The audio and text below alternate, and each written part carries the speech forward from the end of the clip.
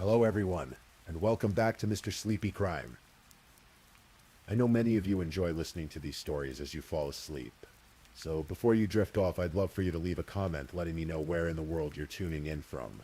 And if you're enjoying the story, don't forget to like and subscribe. It really helps the channel grow. Before we begin, I want to acknowledge that this story involves real people and real tragedies. We tell these stories not for entertainment, but to remember the victims and perhaps help others recognize the warning signs that could prevent similar tragedies.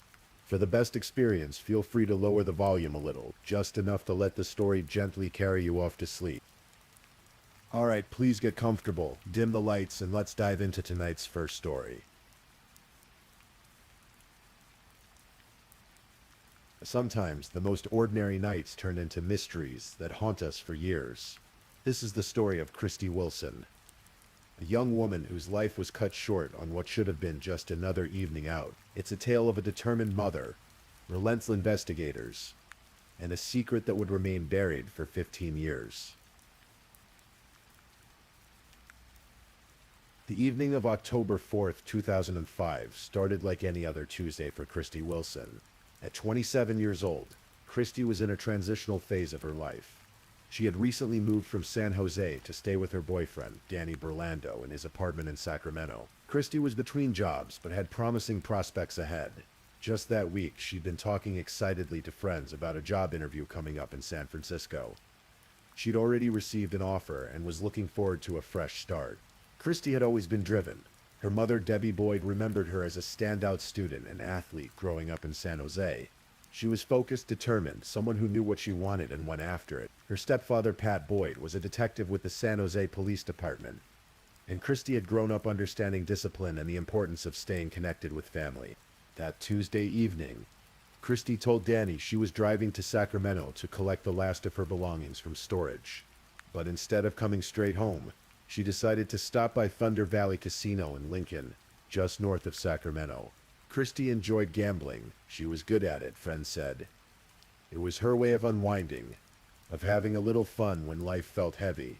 Around 7 o'clock that evening, Christy walked through the bright, noisy entrance of Thunder Valley Casino. The casino floor was humming with activity. The electronic chimes of slot machines, the shuffle of cards, the low murmur of conversation blending with occasional bursts of laughter or groans of disappointment. Christy made her way to the blackjack tables, settling into a seat where she could watch the cards and lose herself in the rhythm of the game. At 10:28 p.m., Danny called her cell phone. Christy answered, her voice light and relaxed. She'd had a few drinks and had been enjoying herself. She told him she was finishing up soon and would head home shortly. Danny, comfortable and trusting, told her to drive safely. He went to bed that night expecting to wake up beside her. But somewhere in those final hours at Thunder Valley Casino, Christy's night took a turn she couldn't have anticipated. Surveillance cameras tracked her movements through the casino. She moved from table to table, at one point sitting down at a blackjack table around 11 o'clock. The footage showed her chatting with the dealer. Her demeanor relaxed, perhaps a little tipsy from the drinks she'd had. She was talking back to the dealer a bit, nothing aggressive. Just the playful banter that sometimes happens in casinos when the alcohol loosens inhibitions. It was then that a man sat down next to her. He leaned over, his voice calm and friendly. "Hey, calm down," he said. "We should probably leave this table." Christy, perhaps feeling a bit embarrassed or just ready for a change, agreed.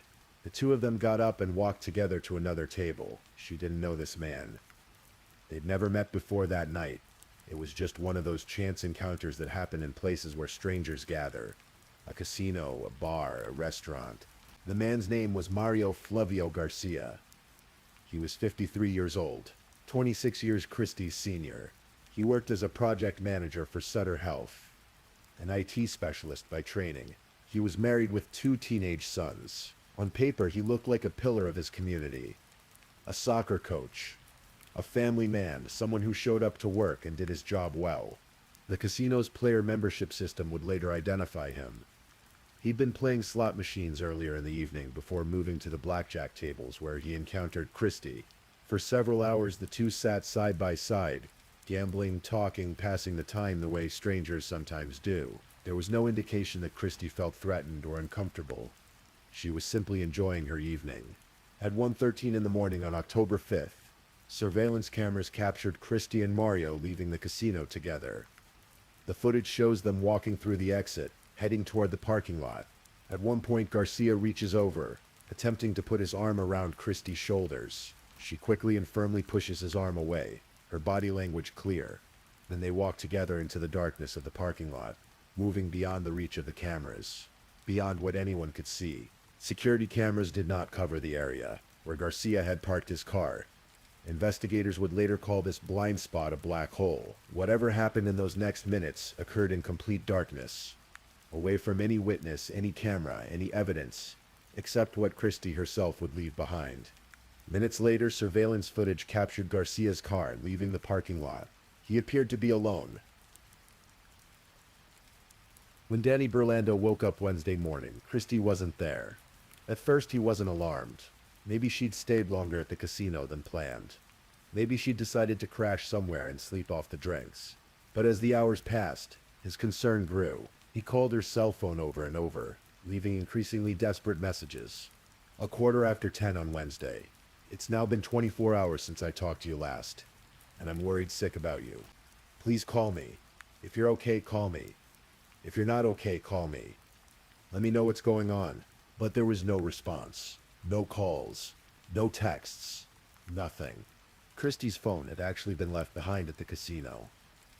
When she was sitting at the blackjack table that night, she tried to put her phone in her purse, but missed. It slipped under the table, left behind when she walked out with Mario Garcia. Without her phone, there was no GPS data to track. No location history, no digital breadcrumbs to follow. By Thursday, October 6th, Danny could wait no longer. He filed a missing persons report with the Placer County Sheriff's Department. Christy's mother, Debbie Boyd, got the call she'd been dreading since her daughter hadn't checked in. Something was terribly wrong. Christy was not the type to simply disappear. She was close with her family, especially her mother. They talked regularly. She was excited about her job interview. Everything about her disappearance felt wrong. Detective Don Murchison was assigned to the case. When he met with Danny, the boyfriend was cooperative, almost desperate to help. He gave investigators full access to the apartment, answered every question, provided phone records. Anything that might help find Christy. Danny even drove the 30 miles back to Thunder Valley Casino to check the parking lot himself. Christy's car was still there, parked and seemingly untouched. Investigators initially looked at Danny as a potential suspect. They always look at the romantic partner first in missing persons cases.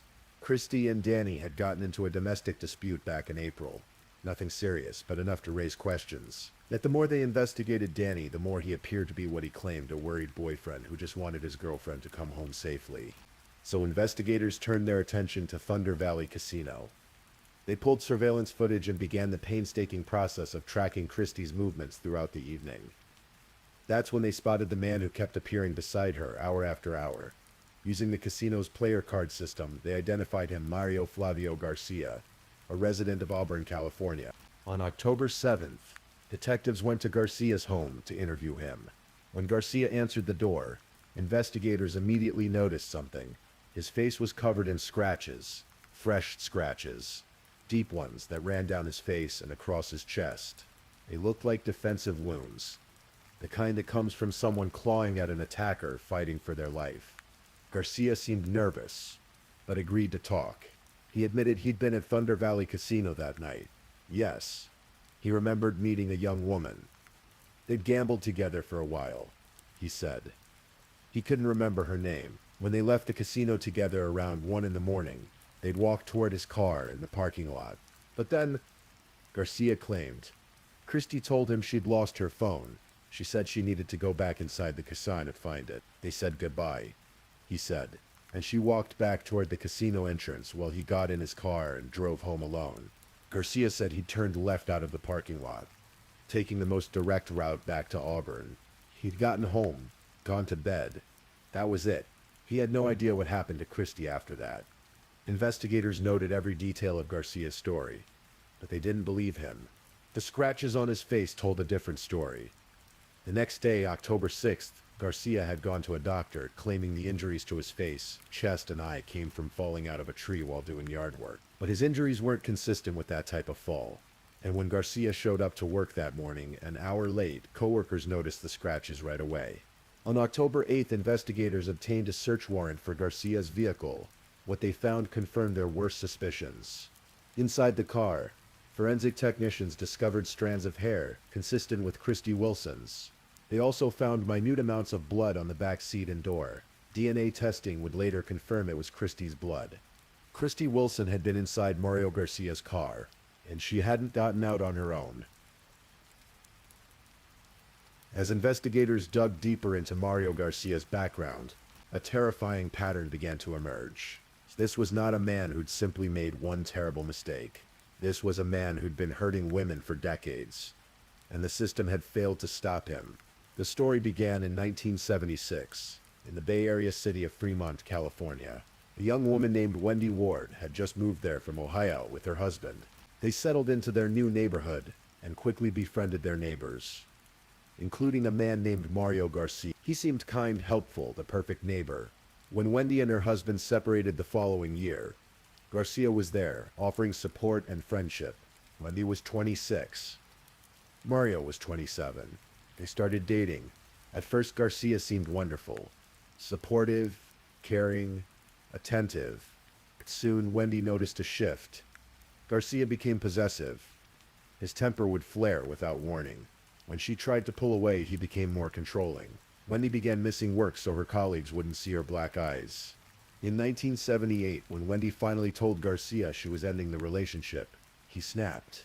He grabbed her, forced her into his van, and drove to a secluded area in the Santa Cruz Mountains. What happened there was brutal. Garcia held her by the neck, threatened to smash her head in if she resisted. He sexually assaulted her. Wendy fought back, clawing and scratching, trying desperately to get away. She managed to escape with her life, but barely. Police arrested Garcia, and he was charged with kidnapping, rape, and assault with a deadly weapon.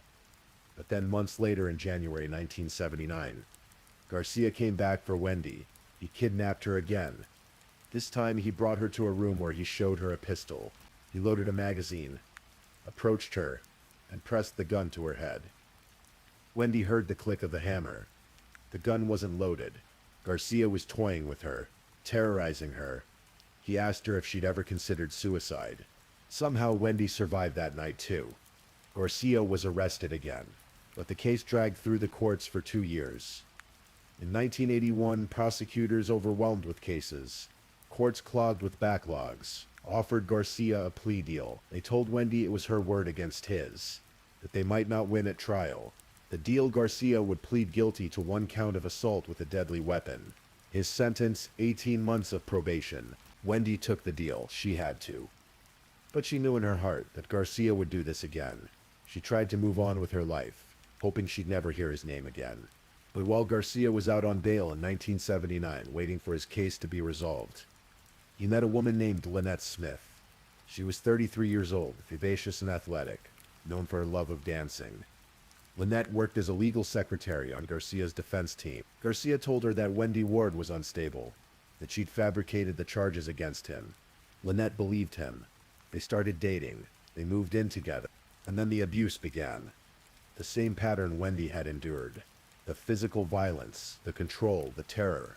On one occasion, the abuse was so severe that Lynette had to be hospitalized. Her brother, Tom Davis, watched helplessly as his sister fell into the same nightmare Wendy had escaped. By the end of 1979, Lynette had reached her breaking point. She called her mother, Violet Davis, in Ohio and begged her to fly out to California. She needed support to end the relationship with Garcia. Her mother came.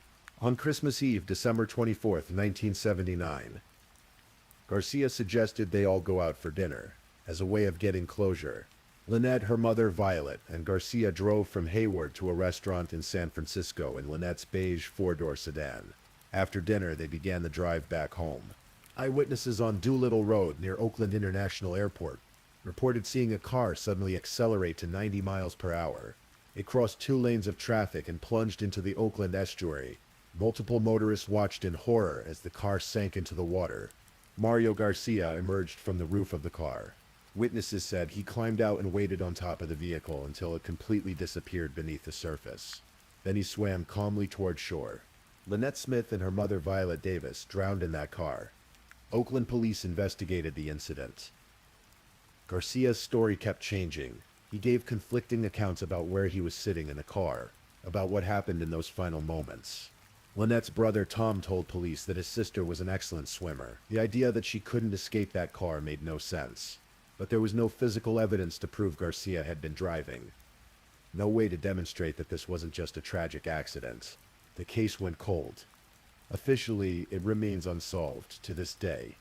Wendy Ward found out about Lynette's death through a heartbreaking coincidence. Tom Davis was an old friend from Ohio. When Wendy reconnected with him and asked about his sister, Tom told her Lynette had died in a car accident. The man involved? Mario Garcia. Wendy felt sick. She knew, deep in her soul, that Garcia had been behind that wheel, that he'd murdered Lynette and her mother just like he'd tried to murder her. But Garcia walked away. Again. He eventually married a woman named Jean. They had 2 sons together. Garcia got a job in IT, worked his way up to project manager at Sutter Health. He coached soccer. His neighbors and co-workers thought he was a great guy, a devoted father, an upstanding member of the community. No one knew about the dead women in his past. No one knew about the darkness he carried inside him. Until October 5th, 2005, when that darkness consumed Christy Wilson. On October 27th, 2005, 3 weeks after Christy disappeared, the Placer County District Attorney's Office made an unprecedented decision. They charged Mario Garcia with the murder of Christy Wilson, even though her body had not been found. This was Placer County's first no-body homicide case. It was a massive risk. Without a body, without a definitive crime scene, could they prove beyond a reasonable doubt that Christy was dead and that Garcia had killed her? The evidence was circumstantial. Christy's hair and blood in Garcia's car, his scratches on his face, his shifting stories, his violent past. Would it be enough? For Debbie Boyd, Christy's mother, the arrest brought both relief and terror.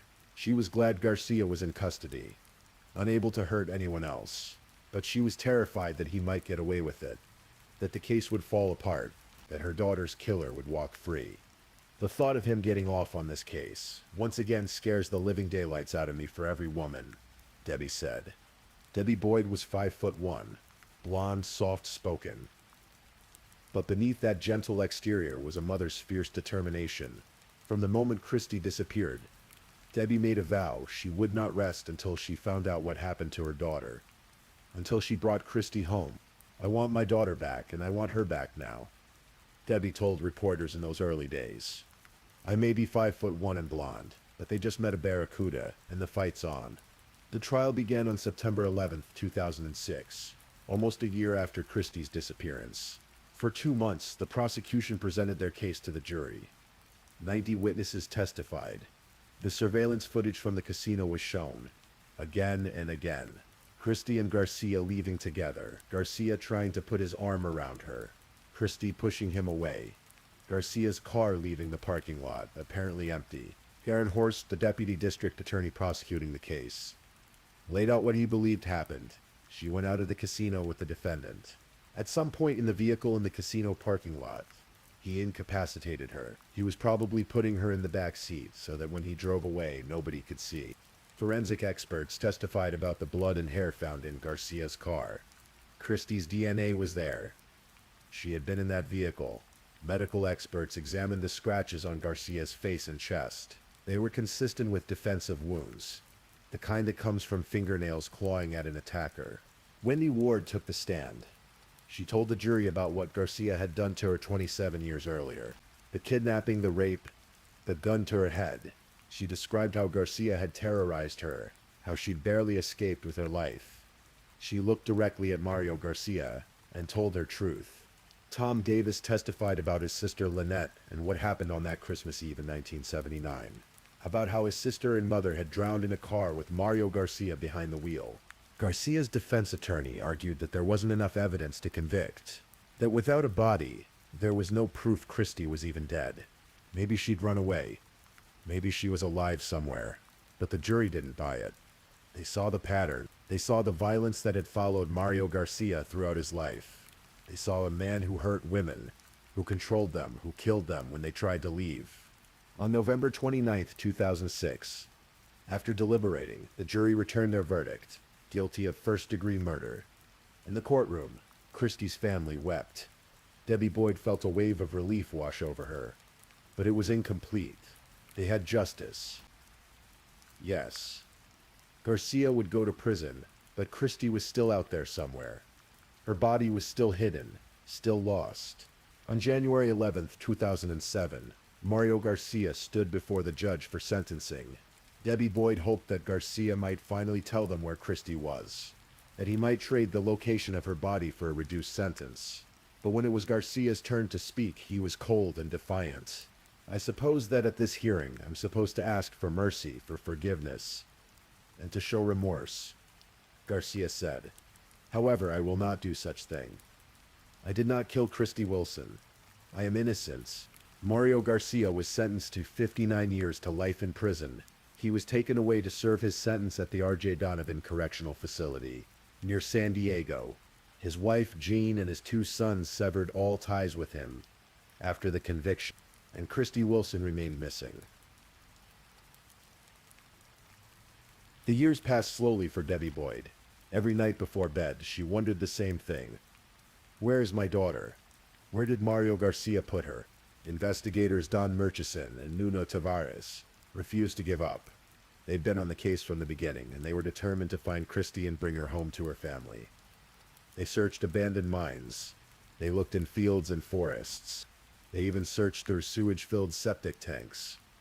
Every lead, every tip, every possibility. They followed it all. But Northern California is vast. The Sierra Nevada mountains offer countless places to hide a body. Rivers, lakes, forests, ravines. Christy could be anywhere. In 2017, Debbie Boyd made a painful decision. She reached out to Mario Garcia. In a television interview, she called him a lost soul and hinted that she'd be willing to sit down and talk with him. She wanted Christy back so desperately that she was willing to negotiate with her daughter's murderer. Her appeal worked. Garcia began writing letters to Boyd and to Placer County officials. He never admitted to killing Christy, but he apologized to Boyd for her loss. In one letter, Garcia hinted that he might be willing to trade information for an early release from prison.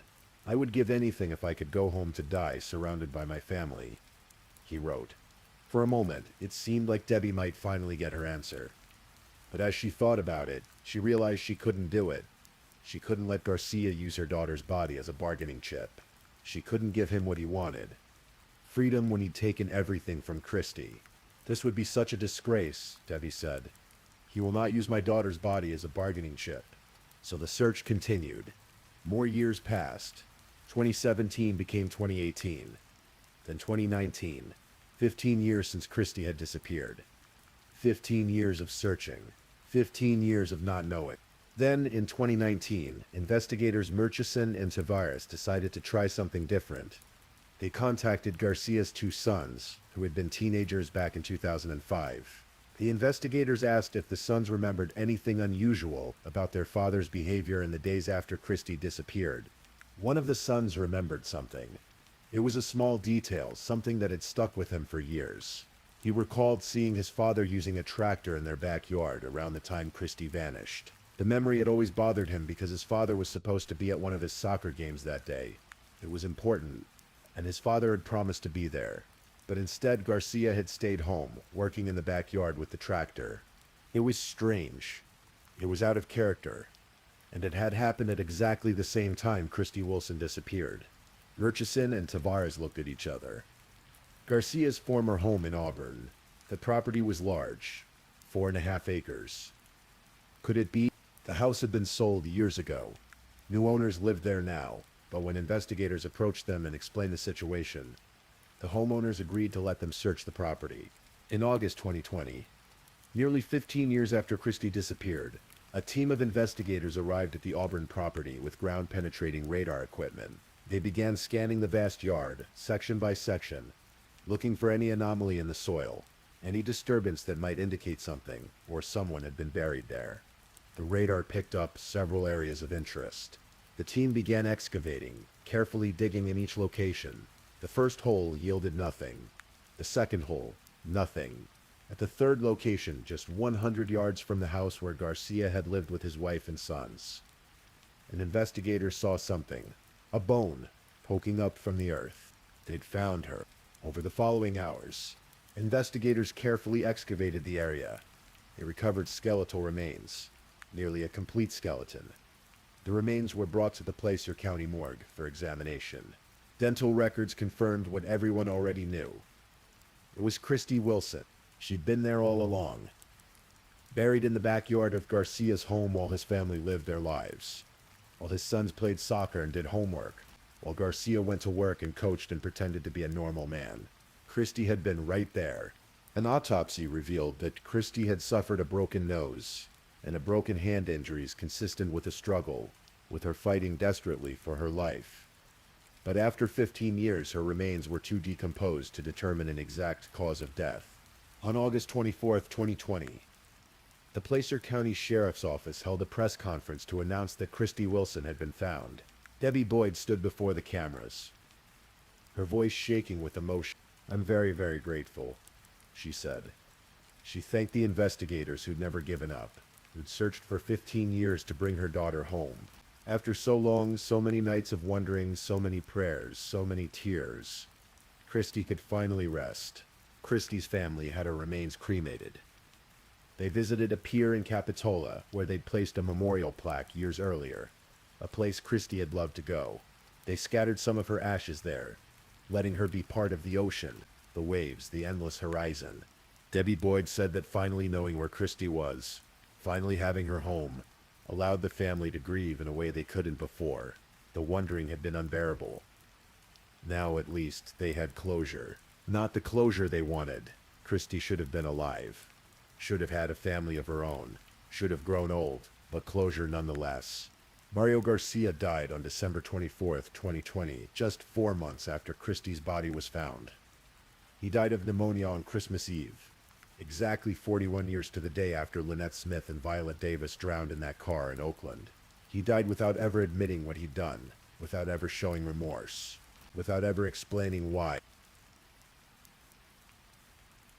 In the end, Christy Wilson helped solve her own murder. Scratches she left on Mario Garcia's face and body in those final moments of her life became crucial evidence. Her DNA in his car proved she'd been there, and even 15 years later, her bones confirmed what everyone already knew. Mario Garcia was a killer. Detective Don Murchison, who worked the case from the beginning, reflected on the long search. "We wanted to find her to show Mario, you're not going to win. We're going to find her and bring her home to the family." We never gave up on trying to find Christy. We looked for her for 15 years. Her family certainly never gave up. They trusted us with the most precious thing they had in their lives, which was their daughter. Debbie Boyd's determination, her refusal to let Garcia bargain with her daughter's body, her 15-year fight to bring Christy home, it became a testament to a mother's love, to the unbreakable bond between parent and child. A bond that not even death could sever. Christy Wilson was 27 years old when she died.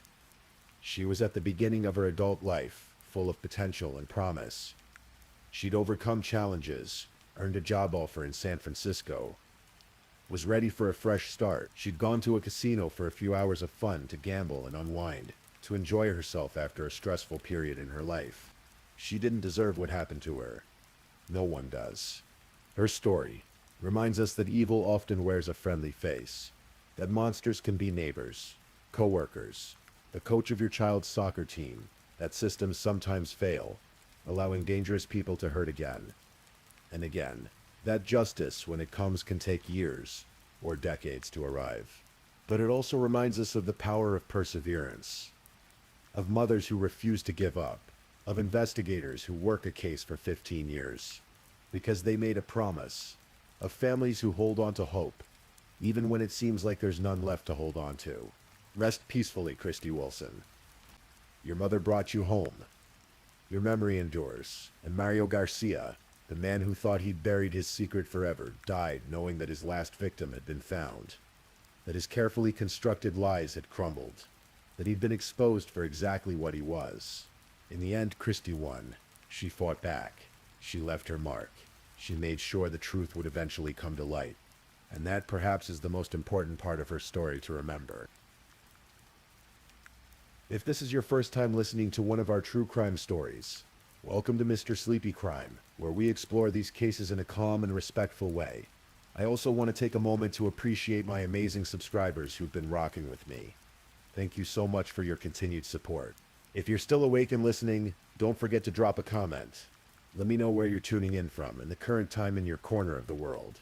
Or just say something to let me know you're still here. And if you haven't already, be sure to like this video and subscribe so you don't miss our next true crime stories for sleep. Now let's move on to our second story. Story 2. Tonight we're traveling to the quiet coastal community of West Mersey, a small island town in Essex, England. This is a place where neighbors know each other by name, where local carnivals bring the community together, and where trust runs deep through the fabric of everyday life. But sometimes the most ordinary places hide the most extraordinary darkness. This is the story of Carol and Steven Baxter, a successful couple in their 60s who built a comfortable life together. And this is also the story of Luke Dewit, a young man who presented himself as helpful and kind, but who harbored something far more sinister beneath his quiet exterior. What unfolded over nearly a decade remains one of the most complex and disturbing cases ever investigated by Essex police. So, as we settle in, let me tell you about a crime that shocked an entire nation. West Mersey is the kind of place people dream of retiring to. Located on an island connected to mainland Essex by a causeway, it offers stunning views of the Blackwater estuary, charming seafood restaurants, and a tight-knit community where everyone seems to know everyone else. The island has a population of around 7,000 people, and crime is rare here. It's peaceful, safe, or at least it was supposed to be. Carol and Steven Baxter embodied the island dream.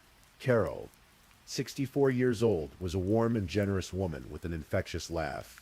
Steven, 61, was her devoted husband and business partner. Together, they ran a successful company called Casplash, which manufactured and sold curved bath mats designed specifically for shower and bath safety. It was a niche market, but they built it from the ground up, and by the early 2020s, the business was thriving. The couple had been married since 2000, and their relationship was one of genuine partnership. They worked together, planned together, and dreamed together. They had 2 children, a daughter named Ellie, and a son named Harry. As their children grew up and moved out to start their own lives, Carol and Steven found themselves entering that golden phase of life where they could finally enjoy the fruits of their labor. They were looking forward to spending more time with their grandchildren, planning holidays, maybe even downsizing to a more manageable home. Their house on Victory Road was a beautiful property, the kind of home that represented everything they'd worked for. It had a conservatory where they loved to sit in their favorite armchairs, looking out at their garden, discussing business plans, or simply enjoying each other's company. Friends described them as devoted to each other, always supporting one another through life's ups and downs. Carol was particularly community-minded. She was involved in local activities, always willing to help a neighbor, always ready with a kind word. Steven was quieter, more reserved, but equally generous. Together, they were pillars of the West Mersey community. They were the kind of people everyone wanted to know, the kind who made their corner of the world a little bit brighter. But around 2012, the Baxters needed help with something outside their expertise. Their business was growing, and they needed a proper website, something professional that could help them reach more customers. They needed someone who understood technology, someone who could navigate the digital world that was increasingly important for small businesses. That's when Luke Dewit entered their lives. Luke Dewit was in his mid-20s when he first met the Baxters. He was introduced through a mutual acquaintance, and he seemed like the perfect solution to their problem. He was an IT consultant, someone who could build their website and help them manage the technical side of their growing business. And from the very beginning, Luke seemed eager to help. Luke was a quiet young man, what some people might call a bit odd or nerdy. He lived with his mother in West Mersey, and he kept to himself mostly, but he had a good reputation in the community. He volunteered at the local soup kitchen. He helped organize the annual Mersey Carnival. He was always willing to lend a hand when someone needed technical help with their computer or phone. To everyone who knew him, Luke Dewit was harmless, helpful, kind. The Baxters welcomed him into their world. He built their website, and he did a good job, so they asked him to help with other aspects of the business. Soon, Luke was coming to their house several times a week, helping with various tasks, becoming more involved in the day-to-day operations of Cosplash. He had access to their home office, their computers, their business record, but more than that, Luke became part of their lives. He would stay for meals. He'd chat with Carol about her day. He'd discuss business strategies with Steven. According to their daughter Ellie, Carol and Steven started to see Luke as almost like a third child. They felt sorry for him, this quiet young man who seemed lonely. When Luke's father died, they made even more of an effort to include him, to make sure he felt supported and cared for. They just decided he was lonely, Ellie would later recall. They took him under their wing and would let him join in. Luke became a fixture at the house on Victory Road. He knew the security code to their front gate. He knew where they kept their spare key. He could come and go almost as if he lived there. And Carol and Steven trusted him completely. But trust, as it turns out, can be a dangerous thing. Around 2020, Carol began experiencing troubling health problems. She was feeling exhausted all the time, struggling with brain fog, experiencing mood swings. At first, she attributed it to stress or perhaps early menopause. But the symptoms persisted and worsened. She went to her doctor, underwent tests, and eventually received a diagnosis: Hashimoto's thyroiditis. Hashimoto's is an autoimmune disorder that affects the thyroid gland. It's relatively common, especially in women, and while it can be challenging to manage, it's treatable with proper medical care. Carol started on medication and began researching her condition, trying to understand what she was dealing with. But something strange started happening. Despite following her doctor's advice, despite taking her medication, Carol's condition didn't improve. In fact, it seemed to get worse. She became increasingly forgetful, to the point where her family worried she might be developing early-onset dementia. Her behavior became erratic and unpredictable. There were times when she seemed confused, disoriented, not quite herself. The family was deeply worried. Steven did everything he could to support his wife. Ellie tried to encourage her mother to see more doctors, to get second opinions. But Carol was becoming increasingly isolated, increasingly dependent on a very specific source of support. That support came in the form of an American doctor named Andrea Bowden. Dr. Andrea Bowden, according to her online presence, was a specialist in endocrinology with particular expertise in treating Hashimoto's disease. She had supposedly treated dozens of patients successfully, helping them manage their symptoms and reclaim their lives. And somehow she had reached out to Carol, offering to help. Carol was thrilled. Finally, someone who understood what she was going through. Dr. Bowden seemed compassionate, knowledgeable, and genuinely invested in Carol's well-being.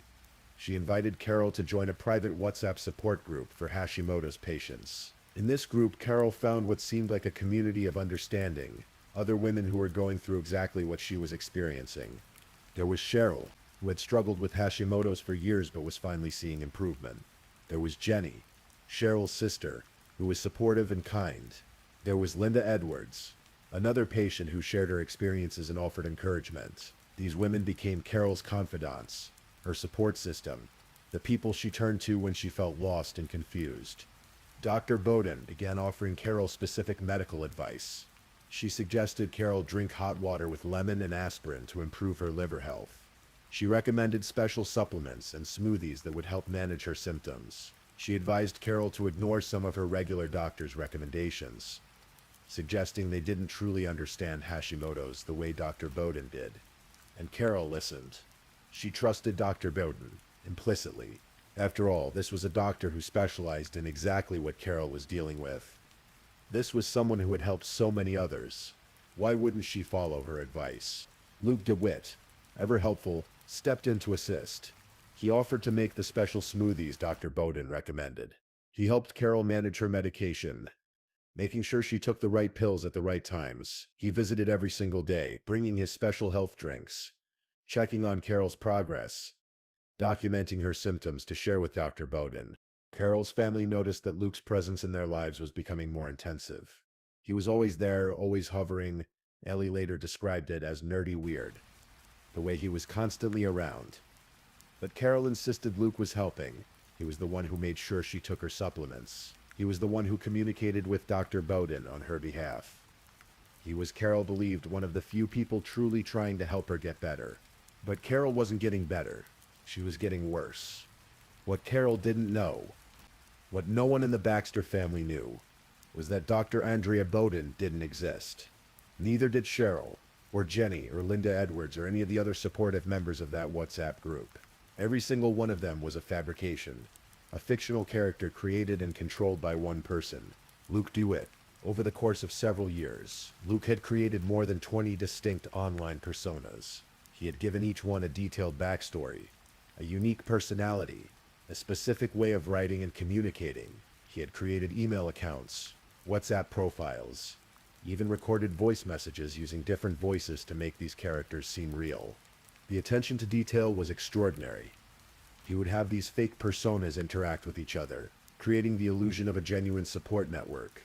He would send messages from Dr. Bowden giving medical advice, then have Cheryl respond with how that same advice had helped her. He would create conflicts and resolutions between the characters, making them seem like real people with real lives and real problems.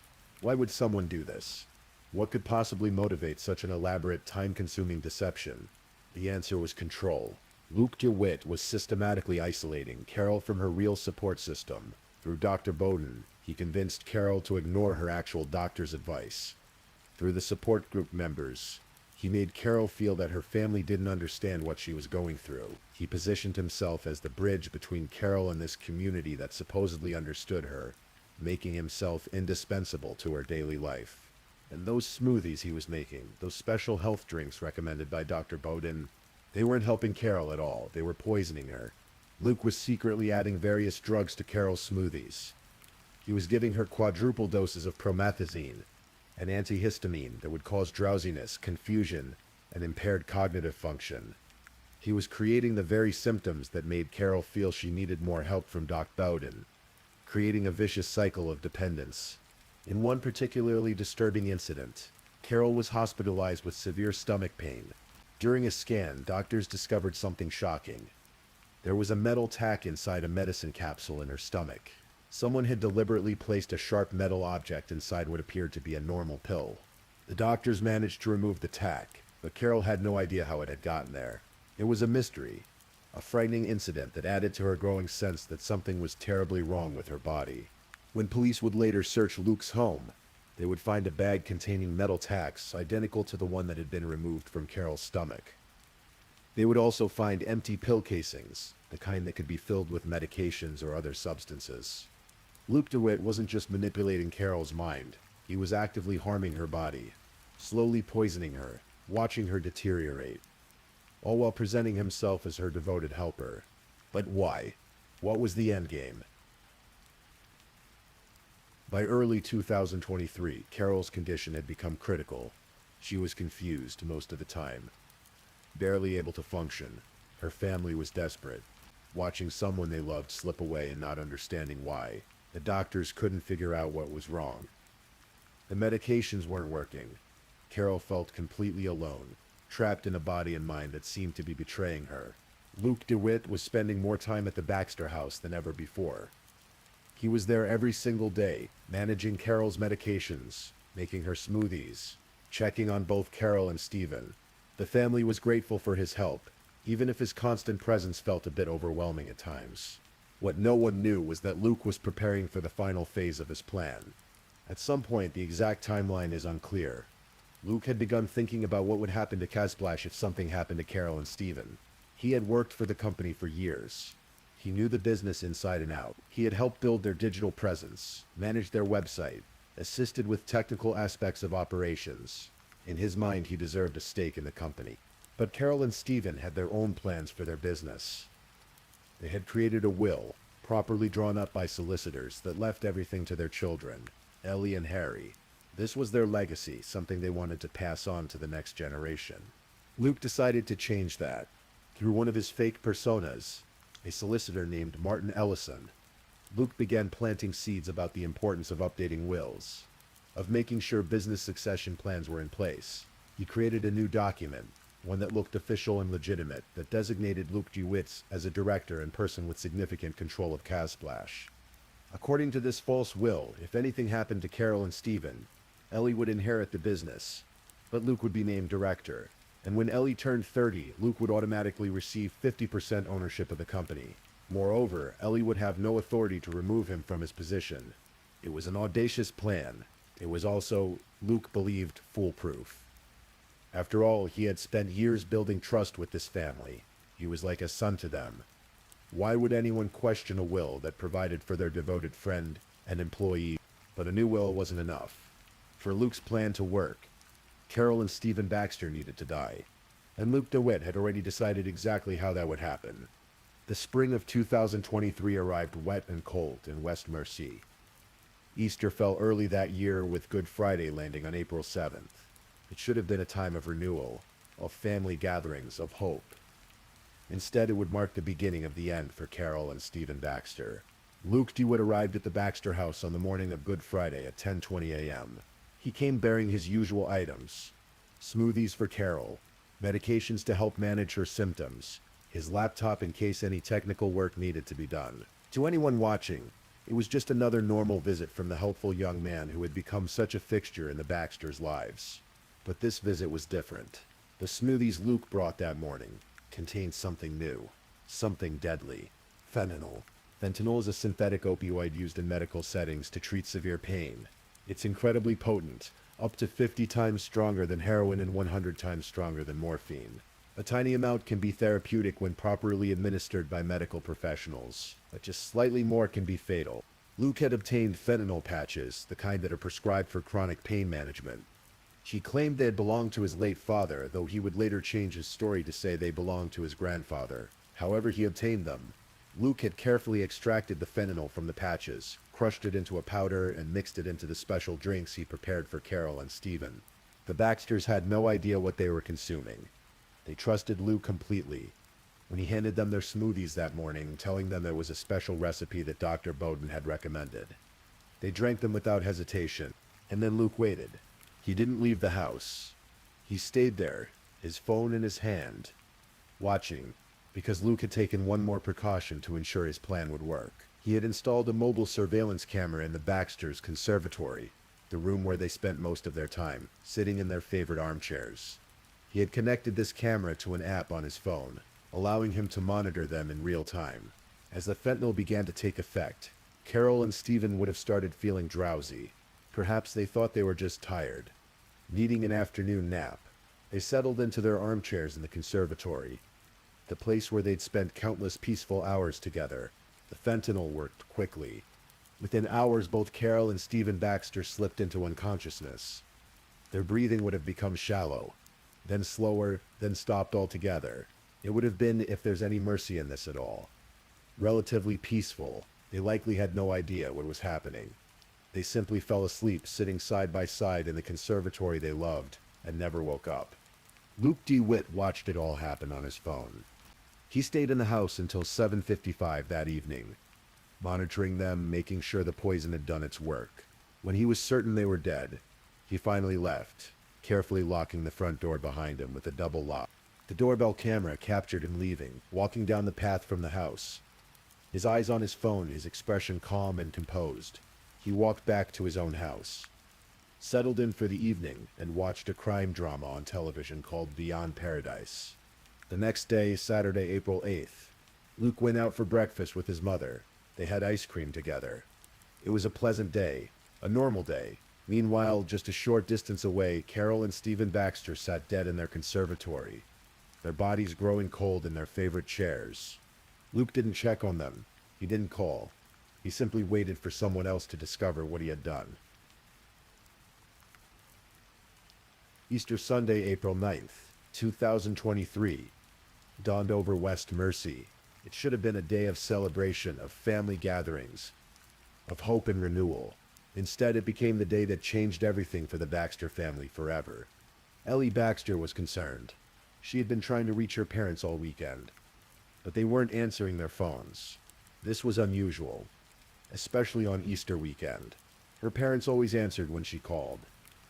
Always. By mid-morning, Ellie's concern had turned to worry. She decided to drive over to her parents' house to check on them. When she arrived at Victory Road, she knocked on the door, but there was no answer. She looked for the spare key, but it wasn't in its usual place. Something felt wrong. Ellie walked around to the conservatory, the room where her parents spent so much of their time, and that's when she saw them, through the window. Her mother and father sitting in their armchairs, completely still. Carol had some kind of substance coming from her mouth. Ellie began pounding on the windows, screaming for her parents to wake up. When they didn't respond, she called her partner, and together they smashed their way into the house. Ellie ran to her parents, trying desperately to wake them, but it was too late. They were cold to the touch. They were gone. I have never known an emotional pain to physically hurt so much. Ellie would later say, describing that moment, "I begged them to wake up. The police and paramedics arrived quickly. They found a scene that was both tragic and puzzling. Here were two people in their 60s, apparently healthy, now dead in their home with no obvious injuries, no signs of violence, no clear indication of what had happened." While the emergency responders were still on scene, Luke Dewit arrived. He approached an officer, presenting himself as a close family friend. He suggested that maybe it was a gas leak, carbon monoxide poisoning perhaps. He seemed concerned, helpful, eager to assist in any way he could. A police officer's body camera captured Luke that day, standing outside the Baxter house, speaking calmly about his friends. "I need to check on them," he said. "I always pop in." He explained that he had worked for the Baxters, that he helped Carol with her medication, that he was like family to them. To the officers on scene, Luke Dewit appeared to be a grieving friend, shocked by the sudden loss of people he cared about. They had no reason to suspect he was anything else. In fact, initially Luke was treated as a witness, someone who might be able to help them understand what had happened to Carol and Steven. The house was examined for carbon monoxide, but the levels were normal. There was no gas leak. The heating system was functioning properly. So what had killed them? The bodies were taken to Broomfield Hospital for post-mortem examinations.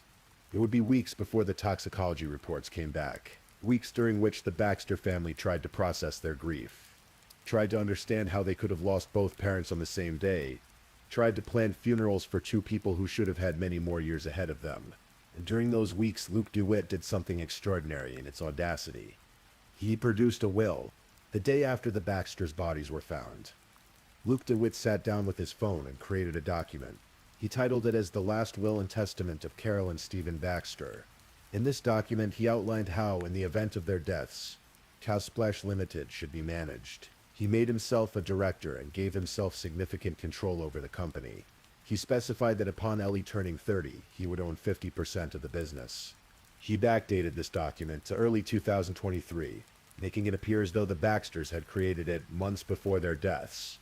Then he placed a copy of this will in the Baxter house, in a location where Ellie would be sure to find it as she went through her parents' belongings. Ellie was confused when she found the will. Her parents had never mentioned creating a new will. They had always been transparent about their plans to leave the business to their children. This new document didn't make sense. She mentioned it to the police, who made a note of it but didn't initially see it as significant. Then, in July of 2023, the toxicology reports finally came back, and everything changed. Both Carol and Steven Baxter had died from lethal doses of fentanyl. The amounts in their systems were massive, enough to kill each of them several times over. This wasn't an accidental overdose. This wasn't a suicide, this was murder. Essex police immediately launched a murder investigation. Detective Inspector Lydia George was assigned as the senior investigating officer. She assembled a team of detectives, digital forensics experts, and analysts to begin piecing together what had happened in that house on Victory Road. The investigation started with the basics. Who had access to the Baxters? Who had been in contact with them in the days before their deaths? Who stood to benefit from their deaths?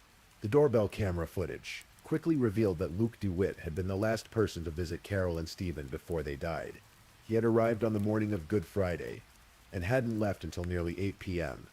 that evening, and after he left there was no evidence of anyone else entering the house until Ellie discovered the bodies on Easter Sunday. The suspicious will raised red flags. When police checked with the Baxters' actual solicitors, they found a completely different will on file, one that left everything to Ellie and Harry with no mention of Luke Dewit at all. A search warrant was executed on Luke's home in July. What the police found there was shocking. There were 80 electronic devices, 80 phones, laptops, tablets, USB drives, hard drives. It was a staggering collection of technology for one person to possess. And then there were the fentanyl patches. Multiple patches, some used, some unused. Luke claimed they had belonged to his father, who had been prescribed them for pain management before his death. Later, when that story didn't hold up, he changed it to say they had belonged to his grandfather. But the most damning evidence was found in a bag in Luke's bedroom. Inside that bag were metal tacks, identical to the one that had been removed from Carol Baxter's stomach months earlier. There were also empty pill casings and prepared capsules containing quadruple doses of promethazine. Detective Superintendent Rob Kirby would later say that finding these items suggested Luke had been planning to kill again. The fact that he still had the murder weapons, that he had prepared additional poison pills, indicated he wasn't done. If he hadn't been caught, there likely would have been more victims. But the most revealing evidence was digital.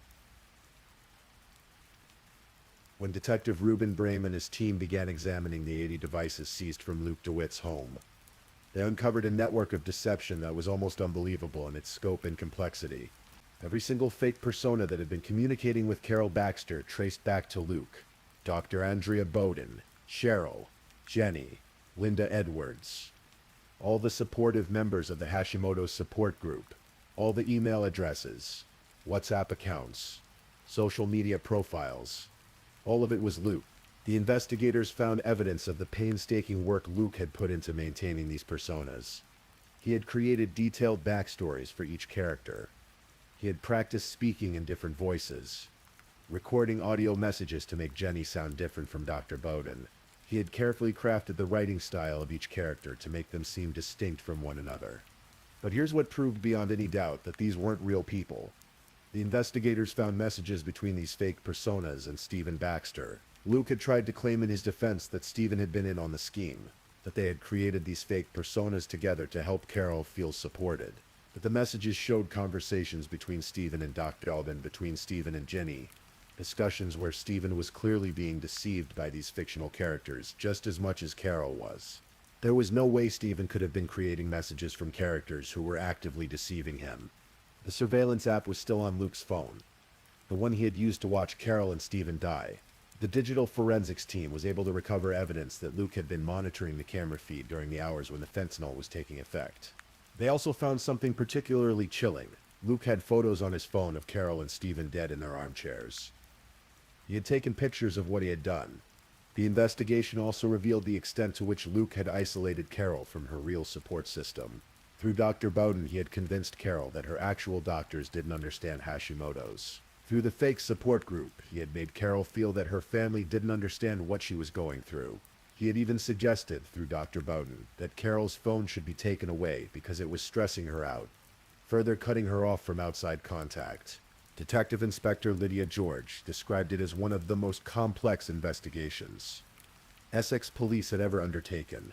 The sheer volume of digital evidence was overwhelming, but piece by piece, the team built an irrefutable case. On July 6, 2023, Luke Dewit was arrested at his workplace on the University of Essex campus in Colchester. He was charged with 2 counts of murder.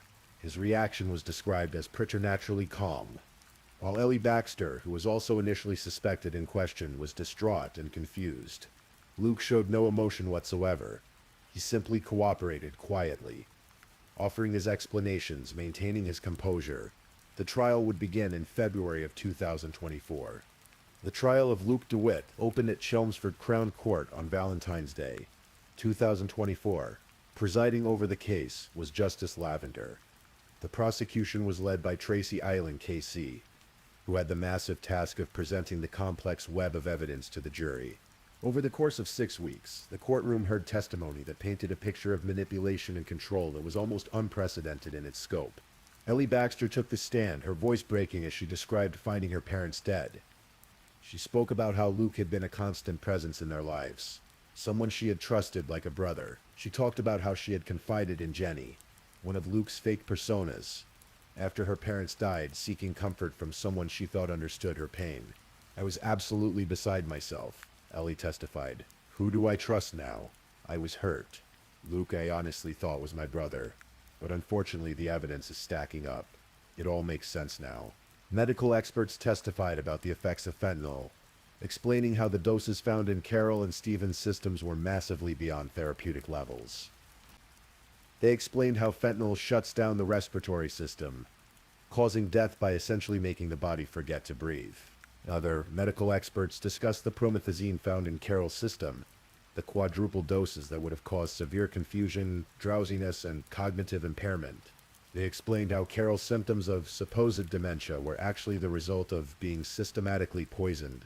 Digital forensics experts walked the jury through the evidence recovered from Luke's devices. They showed how every fake persona could be traced back to him. They demonstrated the surveillance app and explained how it had been used to monitor the Baxters as they died. The prosecution played recordings of voice messages Luke had sent while pretending to be Jenny, showing how he had practiced speaking in a feminine voice to make the character more believable. It was disturbing to hear this evidence of the lengths Luke had gone to in his deception. Throughout all of this testimony, Luke Dewit sat in the dock, using a wheelchair throughout the trial, showing little emotion. He maintained his composure, occasionally taking notes, but never displaying the grief or remorse one might expect from someone accused of murdering their friends. When it came time for the defense, Luke's legal team presented his version of events. Luke claimed that he had created the fake personas. Yes, but that it had been Steven's idea. According to Luke, Steven had asked him to create these fictional characters to give Carol someone to talk to help manage her anxiety and stress about her illness.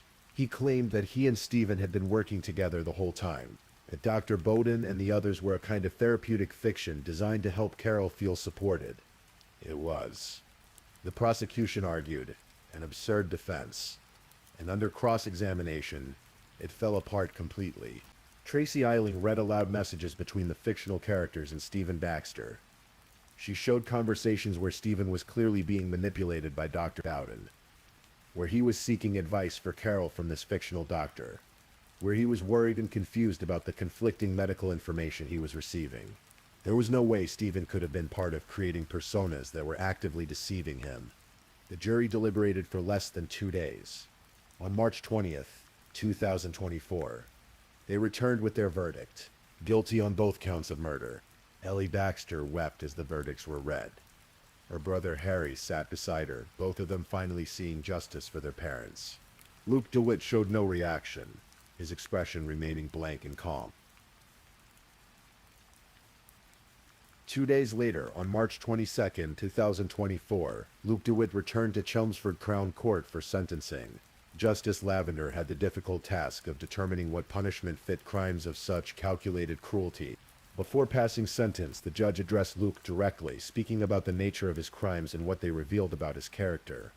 Justice Lavender spoke about the elaborate planning that had gone into the murders, the years of grooming and manipulation, the creation of more than 20 fake personas, the systematic poisoning of Carol, the surveillance camera set up to watch them die, the fake will created to profit from their deaths. Deciding whether another person lives or dies is the ultimate form of control, Justice Lavender said. He noted that while financial gain was certainly a motive, what seemed to drive Luke more than anything was this desire for control over the Baxters' lives and deaths. The judge described the crimes as macabre and based on a significant degree of planning.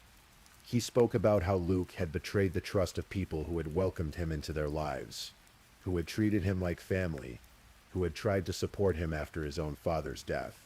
Ellie Baxter read a victim impact statement to the court. Her words were powerful and heartbreaking. "My mom and dad are dead," she said. "But they didn't just die, they were taken from me and my young children. My mom lost her freedom, her will, her ability to function 2 years prior to her murder, due to her illness. An illness no one could help with or understand because it was contrived by Luke Dewit."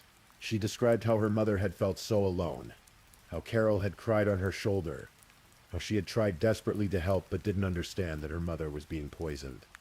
She spoke about finding her parents dead, about the physical pain of that emotional trauma. "Mom felt so alone and lost, and there was nothing I could do other than give her my shoulder to cry on and cuddle her," Ellie said through tears. Justice Lavender then pronounced sentence. Life imprisonment was mandatory for murder. The question was how long Luke would serve. before becoming eligible for parole. The prosecution had argued that the crimes were so serious, so heinous, that Luke should never be released. They suggested a whole life order, meaning Luke Dewit would die in prison with no possibility of ever being freed. Justice Lavender determined that while the crimes were extraordinarily serious, they didn't quite meet the threshold for a whole life order.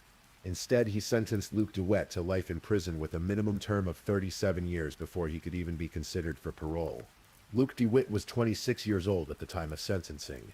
He would be 63 before he could even apply for parole, older than his victims were when he killed them. And parole is far from guaranteed. The parole board would have to be convinced he was no longer a danger to society. Given the calculated nature of his crimes, that seems unlikely. As the sentence was read, Luke showed no emotion. He was led from the dock and taken into custody, beginning what would likely be the rest of his natural life behind bars. The case of Carol and Steven Baxter raises profound questions about trust, manipulation, and the nature of evil itself.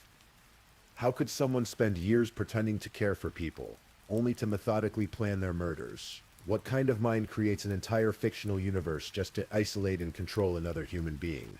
Detective Superintendent Rob Kirby, who oversaw the investigation, called it one of the most complex and disturbing cases he had encountered in his career. The sheer effort Luke put into his deception, the hundreds of messages sent while pretending to be different people, the voice recordings, the careful construction of backstories, all of it suggested someone with an almost pathological need for control. Psychologists who reviewed the case noted characteristics consistent with narcissistic personality disorder, and possibly psychopathy. Luke showed no genuine empathy for his victims. He was able to watch them die with clinical detachment. He took photographs of their bodies. He went out for ice cream the next day. But perhaps most chilling was how normal he seemed. Luke Dewit wasn't an obvious monster. He was quiet, helpful, community-minded. He volunteered at soup kitchens. He helped organize local events.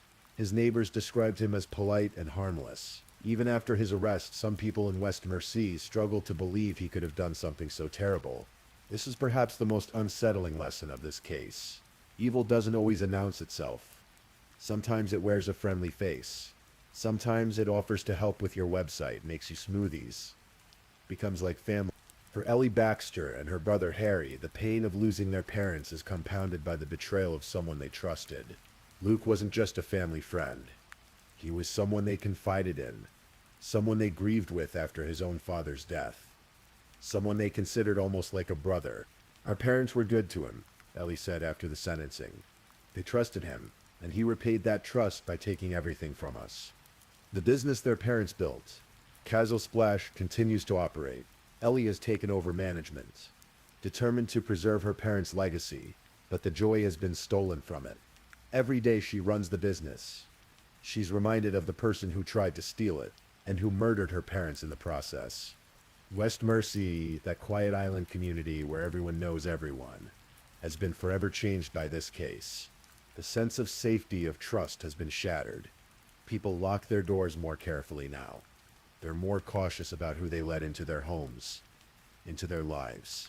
Detective Inspector Lydia George reflected on what the investigation revealed about modern technology and its potential for abuse. The ability to create fake personas, to manipulate people through screens and devices, to maintain elaborate deceptions without ever being physically present. These are new dangers in our increasingly digital world. This case shows how technology can be weaponized, she said. Luke Dewit used every tool available to him to isolate Carol, to make her dependent on him, to ultimately kill her and Steven. It's a cautionary tale about how we need to be vigilant, even with people we think we know.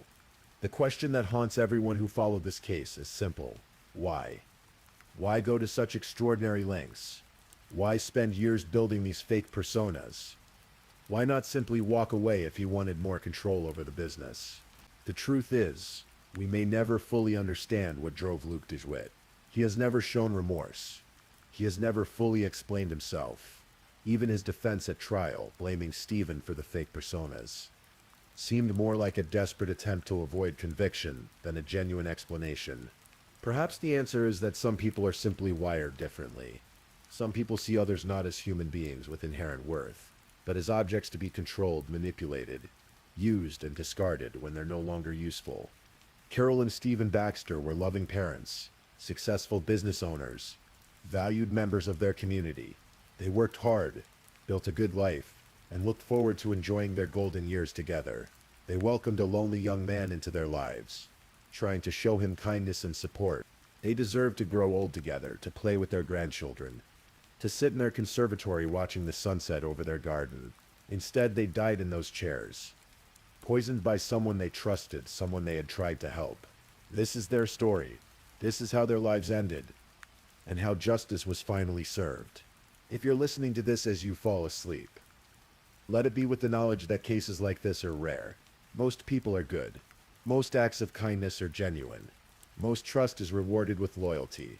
But remember, Carol and Steven. Remember that evil can hide behind a helpful smile. Remember that trust should be earned over time, not given freely to anyone who seems kind. And remember that even in the darkest cases, justice can prevail.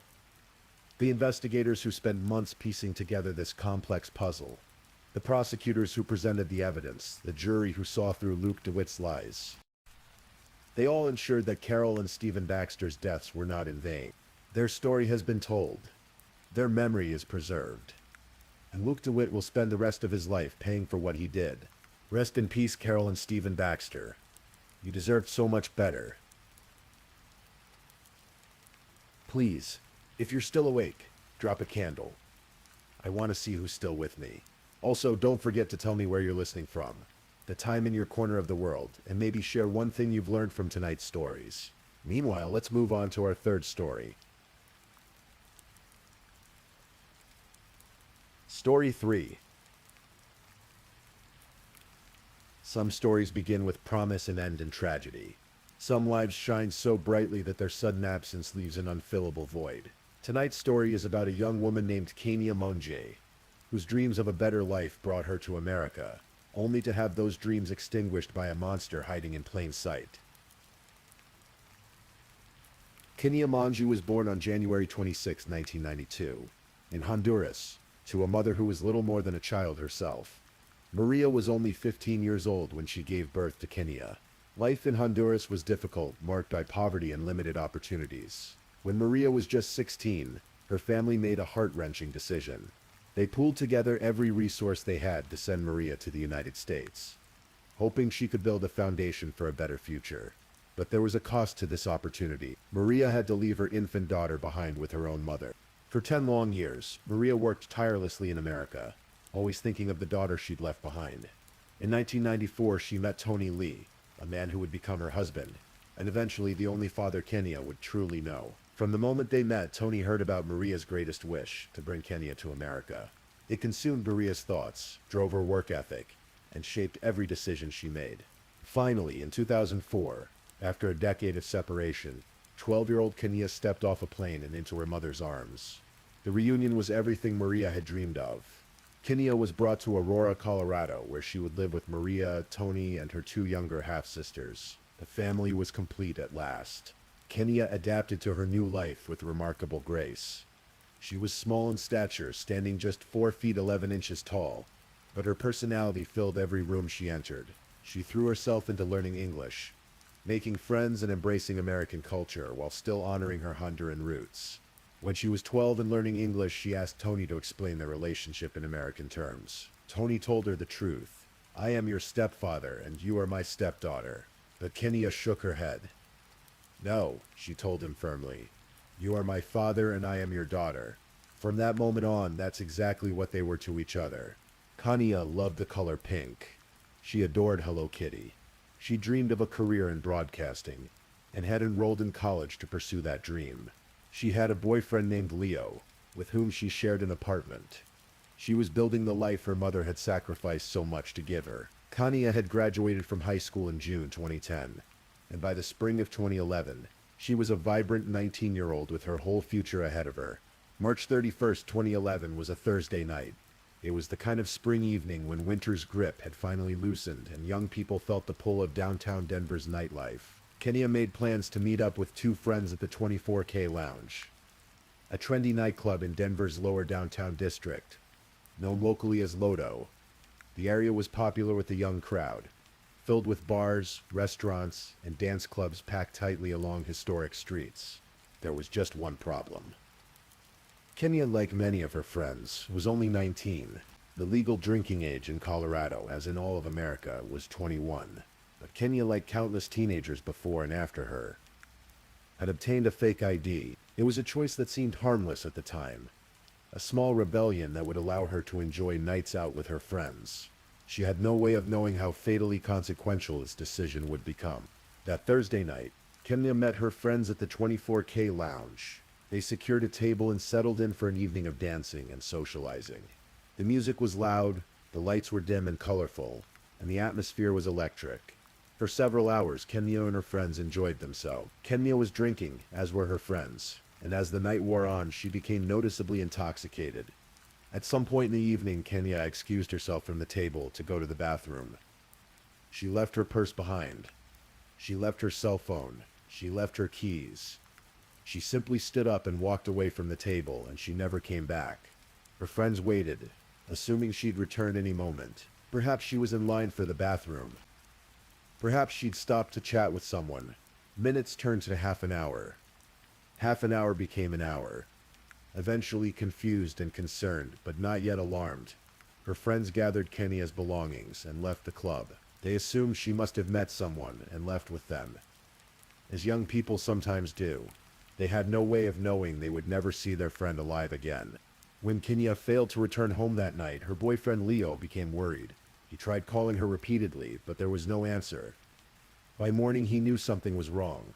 Leo contacted Kenya's sister Kim, and together they alerted Maria and Tony. The news hit the parents like a physical blow. Kenya might have been a typical teenager in many ways, but disappearing without a word was completely out of character. She always let someone know where she was. She always answered her phone. Tony and Maria immediately began searching. They called hospitals. They called the police. They retraced what they knew of Kenya's steps. When they met with Kenya's friends and retrieved her purse, phone, and keys, their fear crystallized into something colder and darker. What teenager leaves a club without their phone? Without their keys? Without their purse? Something terrible had happened to their daughter. Tony Lee was a methodical man, and in his desperation, he thought like an investigator. He began combing through Kenya's phone, looking for any clue, any breadcrumb that might lead him to his daughter. And then he found it. A text message that made his blood run cold. The message read, "Hey, this is Travis, the guy who gave you a ride last night. White, creepy van. Did you get home okay?" The casual tone, the smiley face, the reference to a creepy van, said as if it were a joke. It all felt deeply wrong. Tony showed the message to police, who immediately began investigating. They traced the number and identified the sender as a man named Travis Forbes, a 31-year-old local man who worked at a bakery making granola bars. On the surface, Forbes seemed harmless enough. He was an entrepreneur of sorts, selling gluten-free granola bars he made himself. He had a girlfriend named Carrie Humphrey. He seemed like an ordinary guy. When police contacted Forbes, he was cooperative. Too cooperative. Perhaps he readily admitted that he'd been with Kenya that night. His story was straightforward and seemed designed to portray him as a good Samaritan. He said he'd been downtown with a male friend when they encountered Kenya outside a nightclub around 3 a.m. She was clearly intoxicated and visibly upset, stumbling along the street. Concerned for her safety, Forbes said, he and his friend offered to help her find a cab or give her a ride home. According to Forbes, they couldn't find her car at a nearby club called Club Lavish, where Kenya thought she'd parked. So Forbes offered to drive her home in his white cargo van. They dropped off Forbes' friend first, and then, Forbes claimed, Kenya asked to stop at a Conoco gas station to get cigarettes.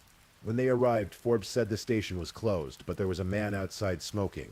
Kenya went to ask him for a cigarette, struck up a conversation with this mystery man, and then simply walked off with him.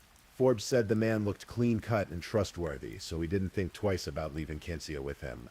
That, Forbes insisted, was the last time he saw her. Tony Lee met with Forbes in person during those early days of the investigation. Years later, he would recall shaking Forbes' hand and feeling it tremble in his grasp. "I knew then," Tony would say, "I was shaking the hand of the last person who saw Kenya alive. But knowing it and proving it were two different things. Police were deeply suspicious of Forbes' story. When they examined his white cargo van, they were hit by the overwhelming smell of bleach. The van had brand new carpeting. Both were significant red flags. Why would someone thoroughly bleach a vehicle and replace the carpet unless they were trying to hide evidence? Additionally, police discovered that Forbes was on probation for domestic violence. His criminal history was more extensive than it first appeared. He had a record for assault, trespassing, harassment, and theft stretching back to his teenage years. But suspicion wasn't evidence. Forbes stuck to his story, and without physical proof, police couldn't arrest him. They needed something more. Days turned into weeks. Weeks turned into months. Kenya remained missing. Her family was trapped in an agonizing limbo, hoping she was alive but fearing the worst. Investigators continued building their case methodically. They obtained surveillance footage from the bakery where Forbes worked, hoping it might provide some answers. What they found was chilling. The footage showed Forbes entering the bakery owner's office the night after Kenya disappeared and unplugging the surveillance system. But he'd been picked up on another camera that he didn't know about. This camera captured Forbes wheeling in a large cooler and placing it inside a walk-in freezer. He was also seen carrying rags and bottles of bleach. The implications were horrifying, but still, without Kenya's body, police couldn't definitively prove what had happened. Forbes' girlfriend, Carrie Humphrey, became part of the investigation as well. When questioned, she told police that Forbes had called her during the early morning hours of April 1st, asking her to provide him with an alibi. Initially, she said he'd told her he'd slept in his van that night. Later, his story changed. He said he'd been on a marijuana run, which would have been a probation violation. Strangely, Humphrey never asked Forbes why he needed her to lie for him. She simply did it. Her compliance would later cost her dearly. She would eventually plead guilty to charges, including attempting to influence a public official, perjury, and making false reports to authorities. She was sentenced to 2,000 hours of community service and up to 2 years in Denver County Jail. While police were building their case against Forbes, summer arrived in Colorado. July 4th, 2011, brought warm weather and fireworks celebrations. In Fort Collins, about 65 miles north of Denver, a 30-year-old woman named Lydia Tillman went downtown to watch the Independence Day fireworks display. Lydia was an accomplished sommelier and world traveler, known for her warmth and adventurous spirit. After the fireworks, Lydia returned home to her apartment. Sometime in the early morning hours of July 5th, a stranger entered her apartment. What happened next was an act of such savage violence that it's difficult to comprehend. The intruder sexually assaulted Lydia. He beat her with such force that her jaw was shattered. He stomped on her body. He strangled her until she lost consciousness. And then, believing she was dead or would soon die, he attempted to destroy all evidence. He poured bleach over her body and throughout her apartment, and then he set the apartment on fire. But Lydia Tillman was not dead. Against all odds, she regained consciousness as flames began spreading through her apartment. In an act of extraordinary courage and survival instinct, she dragged herself to a window and jumped from the second story of the building. By what can only be described as a miracle, an ambulance happened to be arriving at the scene just as she jumped. Paramedics immediately began treating her. When they asked if she knew who had attacked her, Lydia managed to say, no, before suffering a massive stroke. She fell into a coma that would last for more than 5 weeks. When her father, Willie Tillman, arrived at the hospital, he couldn't even recognize his own daughter. Her face was so swollen and discolored from the beating that she was unidentifiable. Only a ring she wore and a tattoo on her leg confirmed her identity. Despite the bleach, despite the fire, Lydia had managed to preserve evidence. During the assault, she had fought back, and beneath her fingernails, crime scene technicians found DNA. When that DNA was analyzed, it came back with a match: Travis Forbes. On July 10th, 2011, Fort Collins police arrested Travis Forbes. Officers found him walking near the Colorado State University campus with another woman. When initially stopped, Forbes gave a false name, claiming to be Travis Kennedy. The pattern was unmistakable. He was hunting again, with DNA evidence tying him to Lydia Tillman's brutal assault and strong circumstantial evidence connecting him to Kenya Mong's disappearance. Forbes knew his time was up, but he was still calculating, still trying to control the narrative. He told police he would confess to everything, but he had conditions. He wanted assurance that prosecutors would not seek the death penalty, and he wanted to ensure he wouldn't be labeled as a sex offender in prison. The first condition was negotiable. The second was not, but the deal was struck nonetheless. Forbes agreed to tell police everything if they would spare his life. On August 23, 2011, a Denver detective visited Forbes in the Larimer County Jail. In a recorded interview, Forbes finally confessed to the murder of Kenya Mong. His confession was matter-of-fact, almost clinical, though he still tried to minimize his culpability and portray events as somehow accidental or unplanned. Forbes admitted that he and his friend had spotted Kenya outside the 24K lounge that night. She was clearly intoxicated and vulnerable. They initially tried to help her find a cab, Forbes claimed, but when that didn't work out, he offered her a ride in his van. His friend came along at first, but after Forbes dropped him off, it was just Forbes and Kenya alone in the van. And that's when Forbes said Kenya passed out. "I definitely took advantage of her being drunk," Forbes told investigators. He admitted that he raped Kenya while she was unconscious in the back of his van. "She kinda came to and she realized that we had had sex," Forbes said, using language that minimized the horror of what he'd done. Kenya wasn't confused about what had happened. She knew she'd been violated. And she started hitting me and I started hitting her back. And then she started to scream. It was the screaming that Forbes couldn't tolerate. On a city street in the early morning hours, a screaming woman would attract attention, so Forbes made a choice. "And I strangled her. I strangled her. I strangled her," he repeated to investigators. "I killed her." Forbes drove around Denver with Kenya's body in the back of his van for an entire day, trying to figure out what to do. Eventually, he put her remains inside a large cooler, wheeled it into the bakery where he worked, and placed it in the walk-in freezer. He cut off her clothes and burned them. He thoroughly cleaned his van with bleach and replaced the carpeting. Then, when he felt ready, he drove to a field near Keensburg, about 40 miles northeast of Denver, and buried Kenya in a shallow grave under a small grove of trees. Forbes led police to the location. On September 7, 2011, 5 months and 7 days after Kenya disappeared, her remains were recovered. The Denver Medical Examiner's Office couldn't definitively determine the cause of death due to the condition of the remains, but asphyxia, strangulation, and suffocation were listed as likely causes. On September 26, 2011, Travis Forbes stood in Denver District Court and pleaded guilty to first-degree murder in the death of Kenya Mong. He was immediately sentenced to life in prison without the possibility of parole. In court, Forbes wept and apologized, saying, "What I did was horrible and cowardly. It was a mistake. For the people that knew me, I have to say, remember me, please. Remember me as I was, not the monster I became. I'm sorry," but his words rang hollow. The remorse he claimed was contradicted by his actions, because after Forbes raped and murdered Kenya Mong, after he buried her body and scrubbed away the evidence, he'd gone out and tried to do the exact same thing to Lydia Tillman. There was no mistake. There was no accident.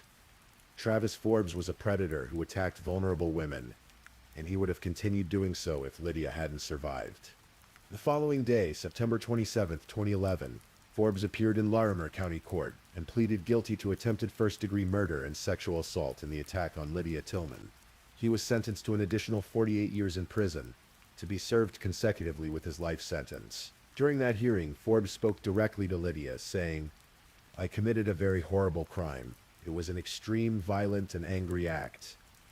In searching my soul as to why I committed such a horrible crime, it was completely random. It had nothing to do with Lydia. It is a godsend that she survived." Lydia Tillman, who had relearned how to speak after her stroke, submitted a written statement that was read in court. Her words were powerful.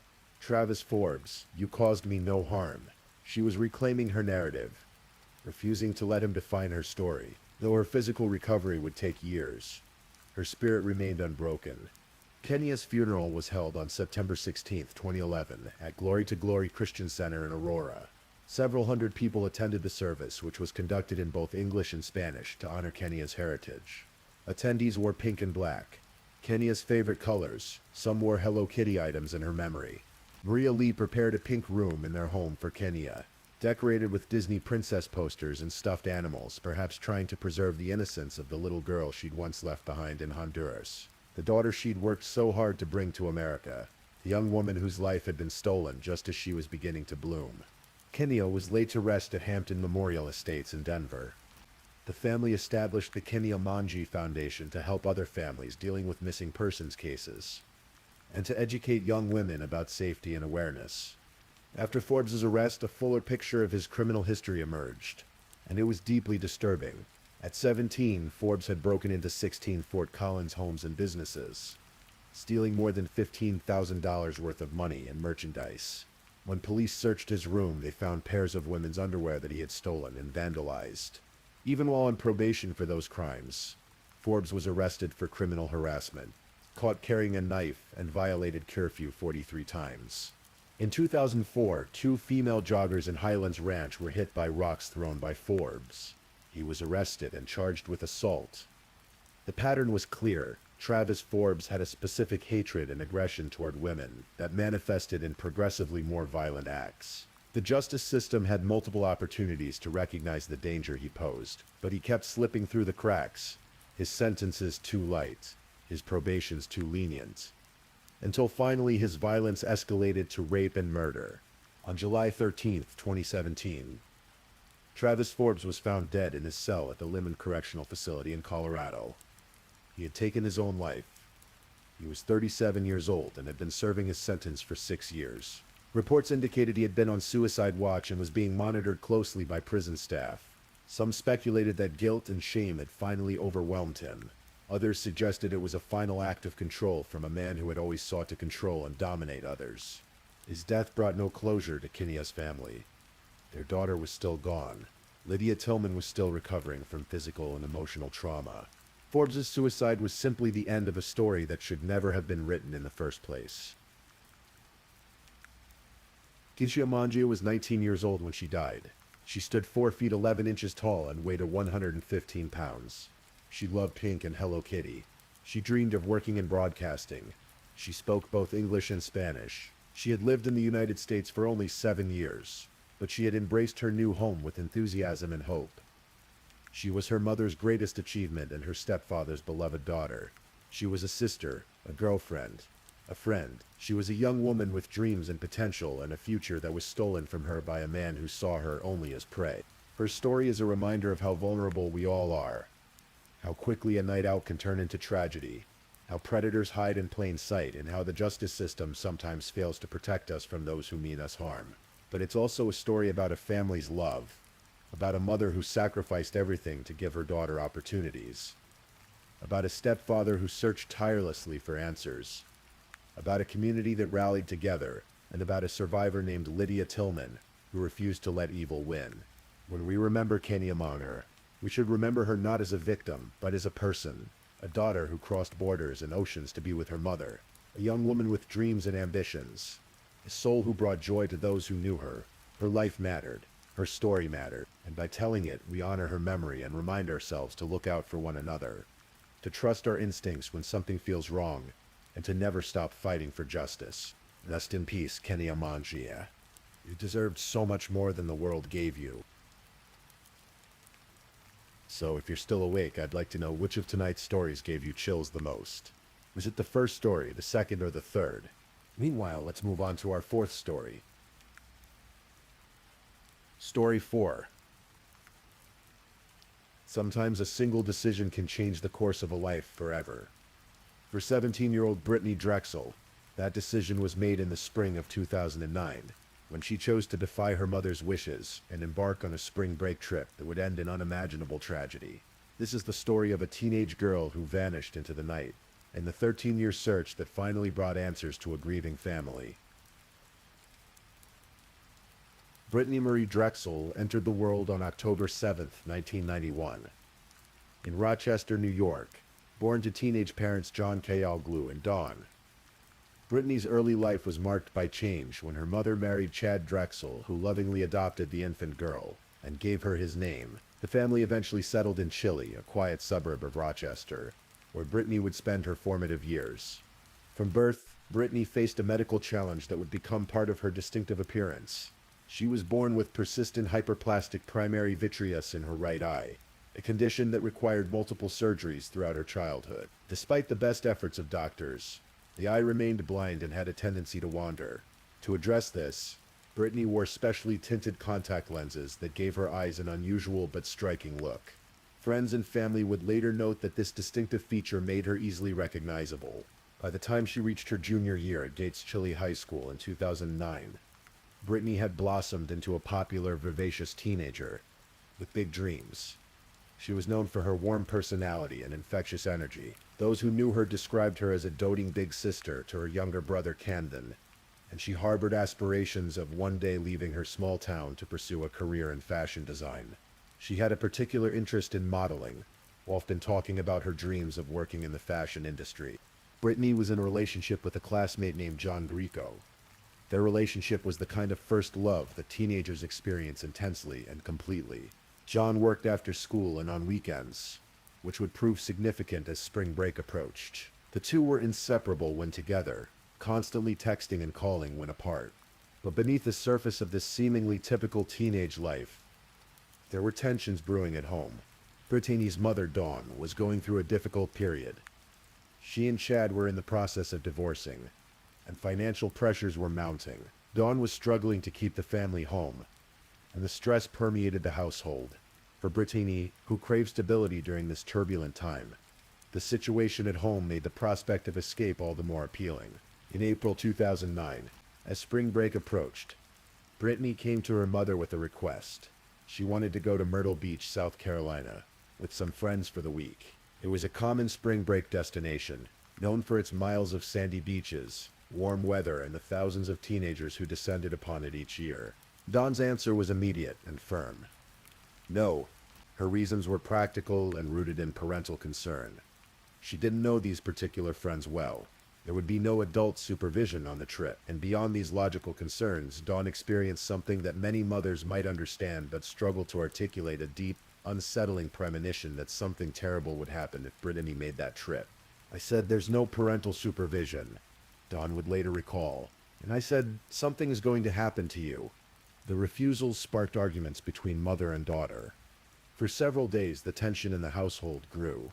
Brittany pushed back against her mother's decision, as teenagers often do when they feel their independence is being curtailed. Dawn held firm, but the conflict took its toll on both of them. Then, on April 22, 2009, Brittany made a request that seemed like a reasonable compromise. Could she spend a day or two at a friend's house, just to calm down and get some space from the tension at home? Dawn, hoping that a brief separation might help diffuse the situation, agreed. It seemed harmless enough. Brittany had never given her mother reason to doubt her before. What Dawn didn't know was that her daughter was about to make a decision that would seal her fate. Brittany had no intention of staying at a friend's house in Rochester. Instead, she and three companions, Jennifer Oberer, Philip Oberer, and Alana Lipa, had already made plans for an entirely different kind of trip. On that same day, April 22nd, Brittany and her friends began the long drive south. The distance from Rochester, New York to Myrtle Beach, South Carolina, stretches approximately 800 miles. It's the kind of journey that takes 13 hours or more, depending on traffic and stops. For 4 teenagers in a car, it would have been an adventure unto itself. The anticipation building with each passing mile. Throughout the journey, Brittany maintained the deception. She checked in with her mother, her voice casual and unremarkable, giving no indication that she was hundreds of miles from where she was supposed to be.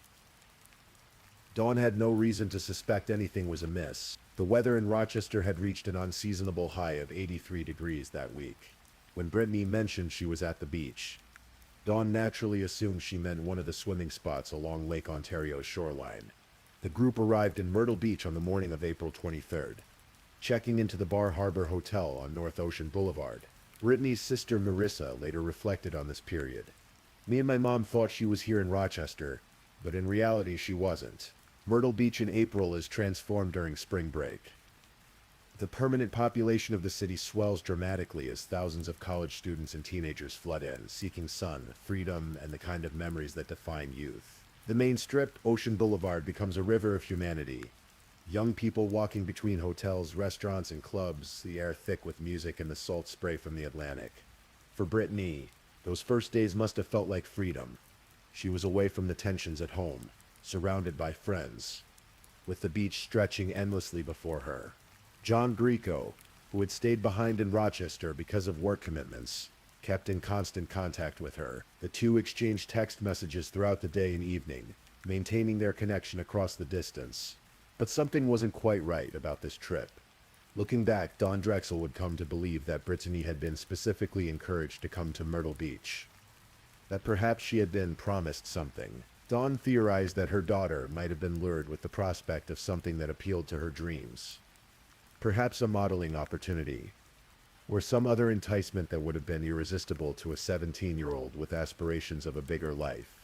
Whether this was true or simply a mother's attempt to make sense of an incomprehensible situation, we may never fully know. What is certain is that by April 25, 2009, just 3 days after arriving in Myrtle Beach, Brittany's spring break trip was not going as she had hoped. Saturday, April 25, 2011, began like any other day of spring break. The weather was pleasant, the beach was crowded, and Brittany was still in regular contact with John back in Rochester. But in their text exchanges that day, John noticed something concerning. Brittany mentioned that things weren't going well, that the trip wasn't living up to her expectations. That evening around 8 o'clock, Brittany made a decision that would place her directly in the path of evil. She left her friends at the Bar Harbor Hotel to walk south along Ocean Boulevard.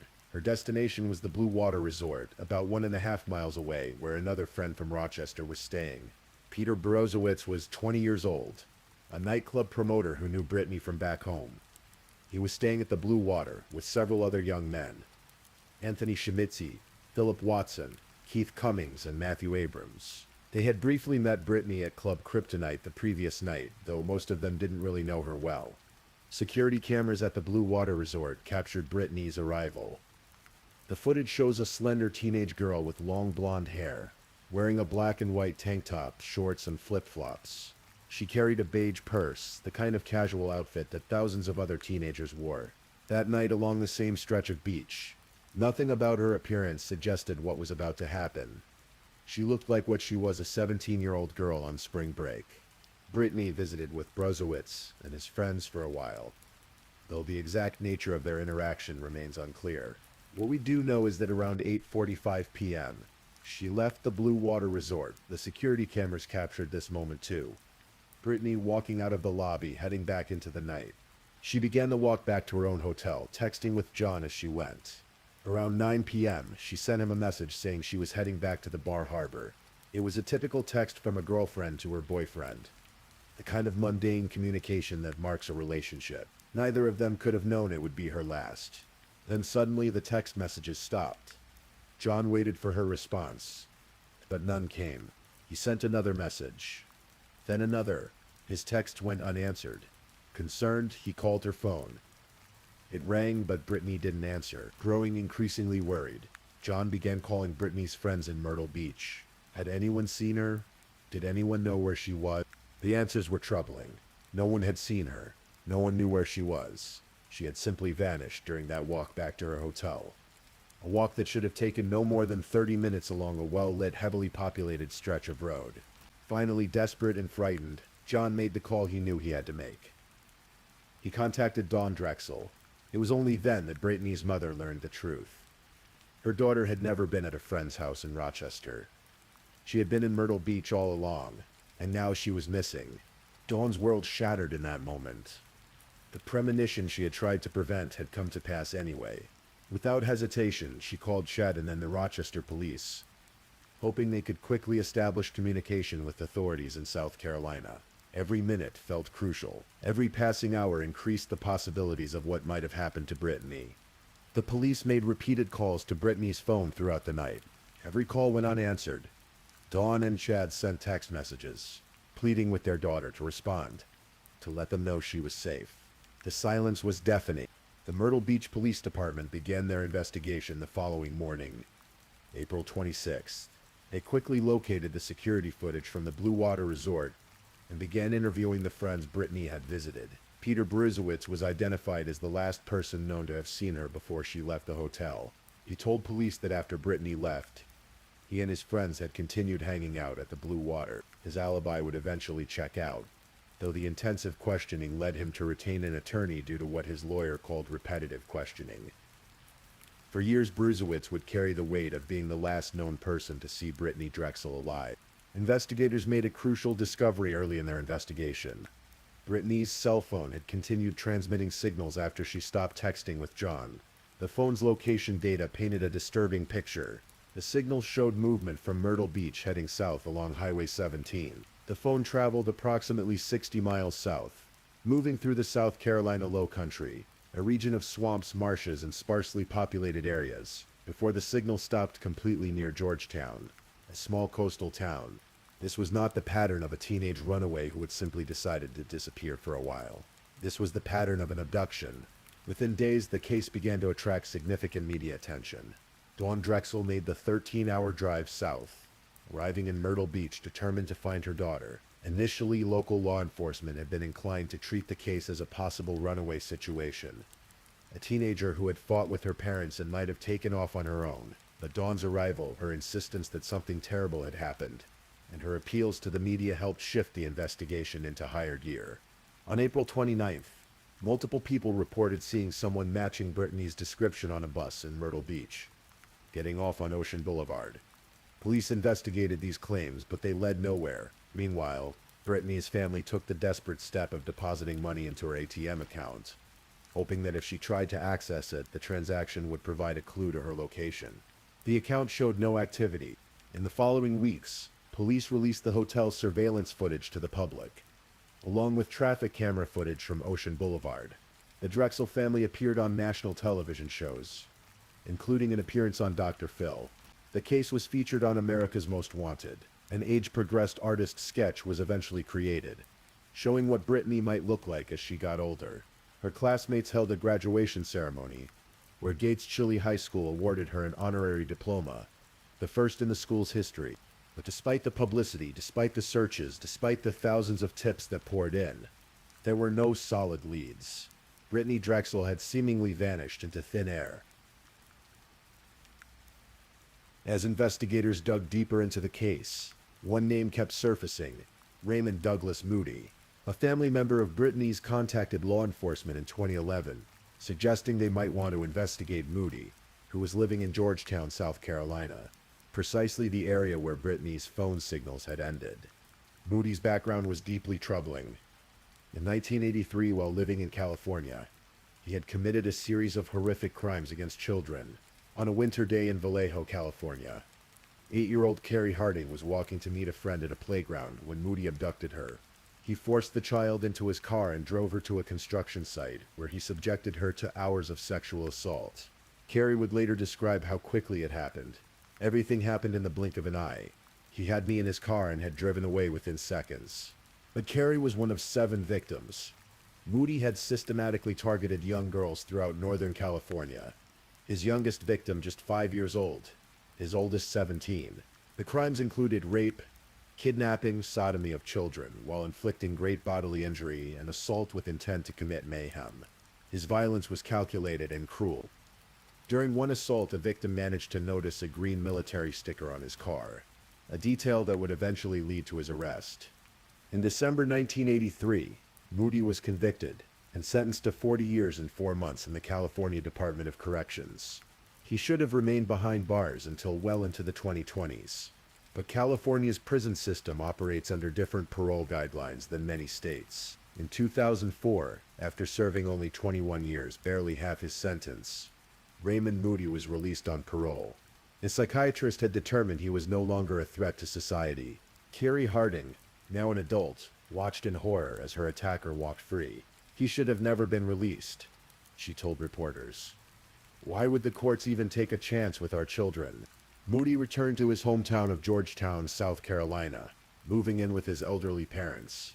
His return caused alarm among neighbors, who suddenly found themselves living near a registered sex offender less than 3 blocks from a school. In 2008, he was arrested for indecent exposure in Georgetown. In 2009, he failed to register as a sex offender as required by law. a violation for which he was eventually convicted in 2010. When investigators began looking at Moody in connection with Brittany's disappearance, they discovered an unsettling coincidence. The day after Brittany vanished, Moody had been pulled over for a traffic violation in Surfside Beach, an area close to Myrtle Beach. The traffic stop report noted something unusual. Moody had visible scratches on his face. Authorities obtained a warrant to search the Sunset Lodge in Pawleys Island, a motel where Moody and his girlfriend Angel Cooper Voss had rented an apartment in late April 2009. They also visited Moody at his cabinet shop to question him. When an investigator told Moody they were searching for Brittany Drexel, he responded cryptically, "You're smart, you'll figure it out." But the search produced no physical evidence linking him to the disappearance. And without more concrete proof, the investigation stalled. Moody's former partner, Ernest Merchant, later came forward with a disturbing recollection. A couple of days after Brittany had gone missing, Moody showed up unexpectedly at Merchant's home. "I saw that his face had claw marks all over it," Merchant recalled. But this observation, too, was not enough for an arrest without additional evidence.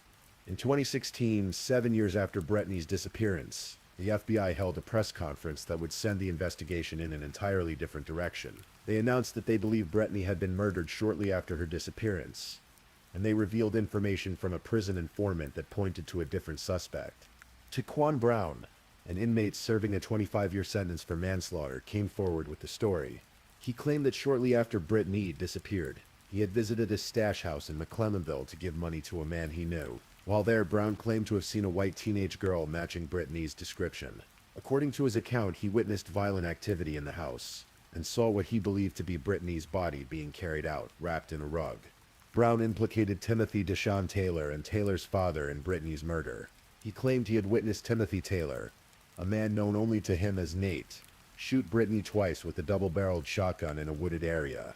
The FBI took this information seriously enough to publicly name Taylor as a suspect. Timothy Taylor vehemently denied the allegations. His attorneys argued that he had been immediately interrogated about the Drexel case, following his arrest on an unrelated robbery charge. Even though he was never charged with anything related to Brittany, Taylor released a statement maintaining his innocence, claiming that the FBI had been given false information by an inmate desperate to cut a deal for his own case. For years, this lead dominated the investigation. Searches were conducted in Charleston County near McClellanville. The media reported extensively on the Taylor connection. Brittany's father, Chad Drexel, even created a petition asking a grand jury to weigh in on the eyewitness claims and potentially indict Taylor if they found the claims credible. But it was all a dead end. The informant's story, which had seemed so detailed and credible, could not be corroborated. No physical evidence linked Taylor to the crime. Years would pass with no progress, no answers, no justice. The case grew cold once again. By 2019, more than 10 years after Brittany's disappearance, a new team of FBI investigators took over the case.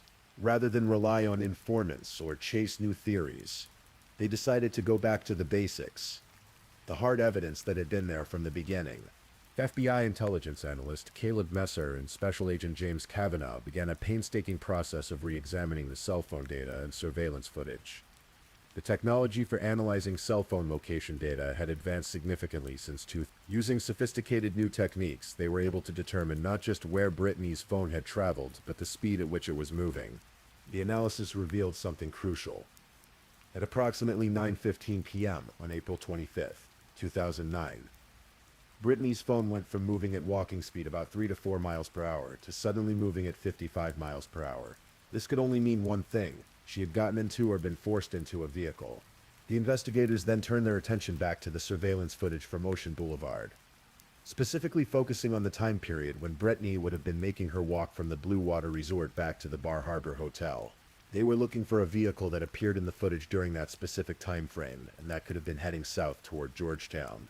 Eventually, one vehicle stood out, a 1998 Ford Explorer. The investigators worked to identify who had access to that vehicle in April 2009. The trail led them to a woman named Angel Cooper Voss, Raymond Moody's longtime girlfriend. Then investigators caught a break they hadn't expected. They obtained a police recording from a separate matter, in which Voss had been captured on tape talking with a friend. On that recording, Voss had said something shocking. She claimed to be responsible for Brittany Drexel's death. When authorities interviewed Voss about this statement, she attempted to walk it back.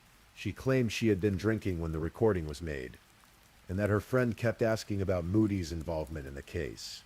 According to Voss, she had falsely claimed responsibility just to take attention away from Moody, to make people leave him alone. She insisted she had just wanted to protect him. During this interview, Voss told investigators that she still had the cell phone she had been using in April 2009 and offered to locate it for them. But after leaving the interview, she never followed through on this promise. The phone was never produced. The pieces were coming together, but investigators needed more. They needed Moody himself. On May 4, 2022, more than 13 years after Brittany vanished, FBI agents and local law enforcement approached Raymond Moody.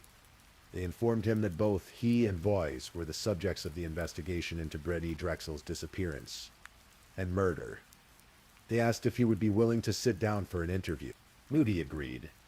Perhaps he sensed that the walls were finally closing in.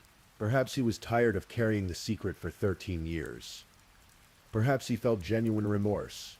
Whatever his motivation, on May 5, 2022, Raymond Douglas Moody confessed to murdering Brittany Drexel. In his confession, recorded on video with his lawyer present, Moody's demeanor was disturbingly nonchalant. He even cracked a few jokes during the interview, a stark contrast to the gravity of what he was admitting. He detailed the events of that night in April 2000. According to Moody's account, he and Angel Voss had gone hunting for a victim that night. They were driving along Ocean Boulevard in their Ford Explorer when they spotted Brittany walking alone. This was the critical 15 to 20 minute window when she would have been making her way back to the Bar Harbor Hotel. Voss, according to Moody, was the one who called out to Brittany.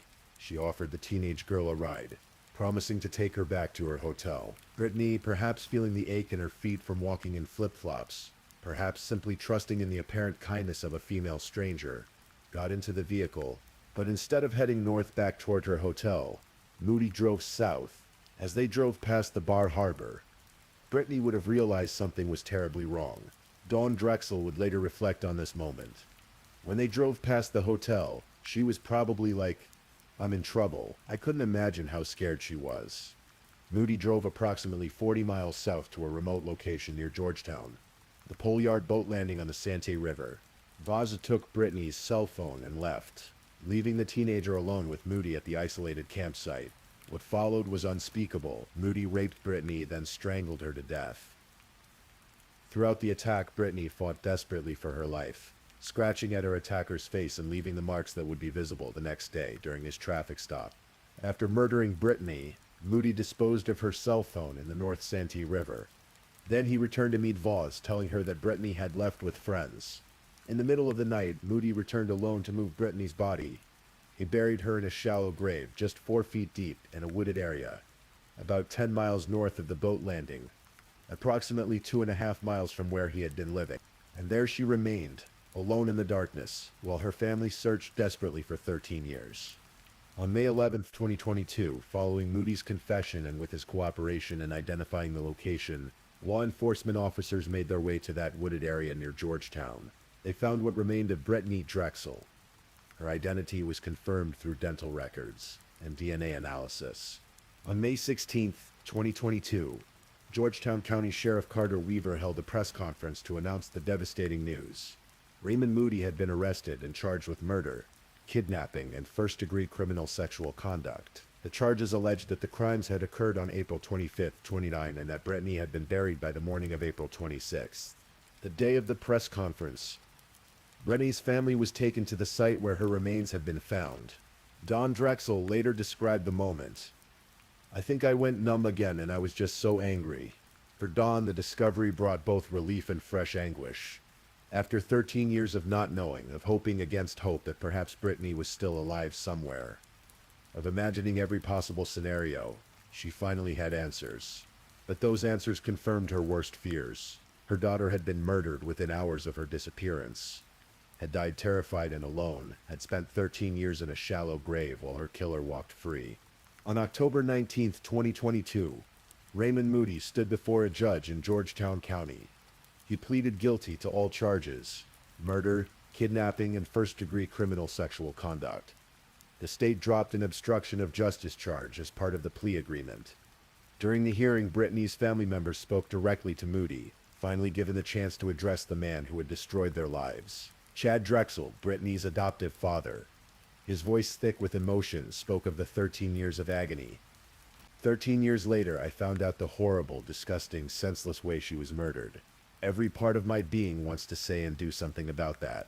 Dawn Drexel spoke with remarkable composure, but her words carried the weight of a mother's grief and a mother's pride in her daughter's final fight. I am so glad my daughter was feisty. She fought back. She fought for her life. We know now she scratched the hell out of your head, face and neck. You will forever carry the scars of what my daughter did to you, and I hope you are haunted by what you did to her. Camden Drexel, Brittany's younger brother, who was just a child when his sister disappeared, and was now a young man, spoke of his plans to honor her memory. I want to live for her, he said, explaining his decision to attend film school. Then Moody spoke. Standing with the aid of a crutch, he addressed the court and the family. I was a monster. I was a monster then, and I was a monster when I took Brittany Drexel's life. I don't have the words to express how horrible I feel, and I've felt ever since that day. I'm very, very sorry. His apology also included reference to his previous crimes in California decades earlier. Whether his remorse was genuine or simply a performance is something only Moody truly knows. The prosecuting attorney later commented that while he believed Moody felt remorse, I believe he is remorseful because he was caught. Judge R. Farrell Cothran, Jr. sentenced Moody to life in prison without the possibility of parole for murder, plus 2 consecutive 30-year sentences for kidnapping and criminal sexual conduct. The judge's words were pointed. I can't tell you how many times I've seen people give up their long-term happiness for immediate pleasure. You gave up a lot of people's long-term happiness for your immediate pleasure. Raymond Douglas Moody, now in his 60s, will spend the rest of his life in the Kirkland Correctional Institution in Columbia, South Carolina. He will never again see the outside of a prison. The case was not yet fully closed. Angel Cooper Voss, who had been with Moody that night and had helped lure Brittany into their vehicle, initially avoided charges. But in March 2024, federal authorities arrested Voss on 3 counts of lying to the FBI about her involvement in Brittany's murder. The government's case against Voss was strong. She had lied about multiple key facts. She claimed Brittany had voluntarily joined her and Moody, when in reality she had lured the teenager under false pretenses. She claimed she had left Moody and Brittany at the boat landing without taking Brittany's phone, when in fact she had deliberately taken the girl's only means of calling for help. She claimed not to know what had happened to Brittany, when she knew full well that Moody had murdered her. In September 2024, Voss pleaded guilty to all counts. The defense attempted to portray her as another victim of Moody's manipulation, claiming that even from a prison cell, race still held sway over Angel. They argued that Moody had manipulated her into backing out of an initial plea agreement and was now conducting a personal vendetta against her from prison, making allegations to worsen her sentence. But prosecutors painted a different picture. They argued that Voss had been a willing participant in luring Brittany to her death, that she had deliberately taken the teenager's cell phone, her only chance of survival, and that she had concealed the truth for more than 13 years. Allowing Moody to remain free and potentially harm others. On February 13th, 2025, U.S. District Judge Richard Gergel sentenced 57-year-old Angel Voss to 18 years in federal prison, to be followed by 3 years of supervised release. Assistant U.S. Attorney Winston Holliday spoke to reporters after the sentencing. One would be, obviously, the family. As you could probably tell, a lot of pain, a lot of emotion with the family, but that has motivated them to stay with the case from 2009. And then also the persistence and perseverance of the FBI. This is one of the most extraordinary efforts I've ever seen from the FBI. Ray Moody would not be in prison if not for the FBI. He noted with satisfaction that Voss, who was 57 at sentencing, would be 75 by the time she completed her sentence. You know, she's a 57-year-old woman. 18 plus 57 is 75, he said, letting the mathematics speak for themselves. Even with both Moody and Voss behind bars, questions linger. In 2023, Dawn Plecken filed a civil lawsuit against Moody, Angel Voss, and the Bar Harbor Hotel. The lawsuit alleged that the hotel had failed to prevent an unaccompanied minor from checking in, and that they had no policies in place to detect and alert law enforcement to the presence of underage guests without parental supervision. The hotel denied these allegations, arguing that Brittany had never been a registered guest at the Bar Harbor Hotel. They claimed she may have been friends with Jennifer Ober, who was a registered guest. The legal battle over who bore responsibility for allowing a 17-year-old to stay at the hotel without adult supervision continued to wind through the courts. In February 2025, a Georgetown County jury found in favor of Brittany's family in the civil case against Moody. They awarded Dawn Plecken and her family $200 million in actual damages and $500 million in punitive damages, a total of $700 million. While Moody, imprisoned for life, has no means to pay such a judgment, the verdict served as a powerful symbolic statement about the magnitude of the harm he caused. The case has also led investigators to wonder about other possible victims. Moody was free in Georgetown from 2004 until his arrest in 2022. During that period, other young women went missing or were found dead in the region. In 2005, 28-year-old Crystal Souls disappeared. Authorities have looked into possible connections to Moody, though no charges have been filed in that case. The reality is sobering. Raymond Moody, a convicted child rapist who should have been in prison until well into the 2020s, was released early and given the opportunity to harm again, and he did. How many other shallow graves might exist? How many other families might be missing answers? These are questions that haunt investigators and victim advocates. Dawn Drexel has transformed her grief into action. She created Brittany's Law, advocating for stricter regulations on hotels that allow minors to check in without parental supervision. She has become a voice for other families of missing persons, using her painful experience to try to prevent similar tragedies.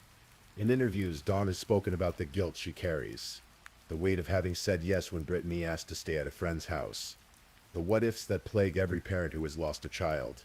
But she has also spoken about the strength she found in Brittany's memory, in knowing that her daughter fought back, that she didn't go quietly into the darkness. She was feisty, Dawn said, with a mother's pride mixed with sorrow. She fought for her life. Today, Brittany's grave is marked with a proper headstone in Rochester, New York, far from the shallow grave where she spent 13 years. Her family visits regularly, bringing flowers and memories. Her younger brother Camden has grown into adulthood, carrying his sister's memory with him as he pursues his dreams in film school. Dreams not unlike the fashion aspirations Brittany once held. The case serves as a stark reminder of how quickly life can change, how a single decision made by a teenager seeking independence can lead to irreversible consequences. It's a reminder of the predators who walk among us, sometimes freed by a system that fails to adequately protect the vulnerable. And it's a testament to the persistence of law enforcement who refuse to give up, even when the case seemed hopelessly cold. Brittany Drexel was 17 years old when her life was stolen from her on that April night in 2009. She never got to graduate from high school in person, never pursued her dreams of fashion design, never experienced the milestones of adulthood. She was buried in an unmarked grave for 13 years while her killer lived freely just miles away. But her story didn't end in that shallow grave. Through her family's determination, through the tireless work of investigators, through the power of advancing technology, and old-fashioned detective work, Brittany was finally brought home. Justice, though delayed, finally arrived. As you drift off to sleep tonight, remember Brittany Marie Drexel, not as a victim, but as a fighter. Remember her as a teenage girl with dreams, with a family who loved her, with a whole life ahead of her that should never have been taken. Remember that even in the darkest cases, even after 13 years, the truth can still emerge from the shadows. And remember that somewhere tonight, there are other families waiting for answers. Other cases that seem unsolvable. Other stories that haven't yet found their ending. The search for justice never truly ends. Please, if you're still awake, let's move on to our last story. Story 5. In the heart of northeastern Arkansas, where endless rice fields stretch toward distant horizons and the White River winds through ancient bottomlands, there exists a landscape that time seems to have forgotten. Jackson County is farming country, quiet, unassuming, where everyone knows everyone, and where family names carry the weight of generations. The towns here are small dots on the map. Newport, the county seat; Grubbs, a farming community of barely 400 souls.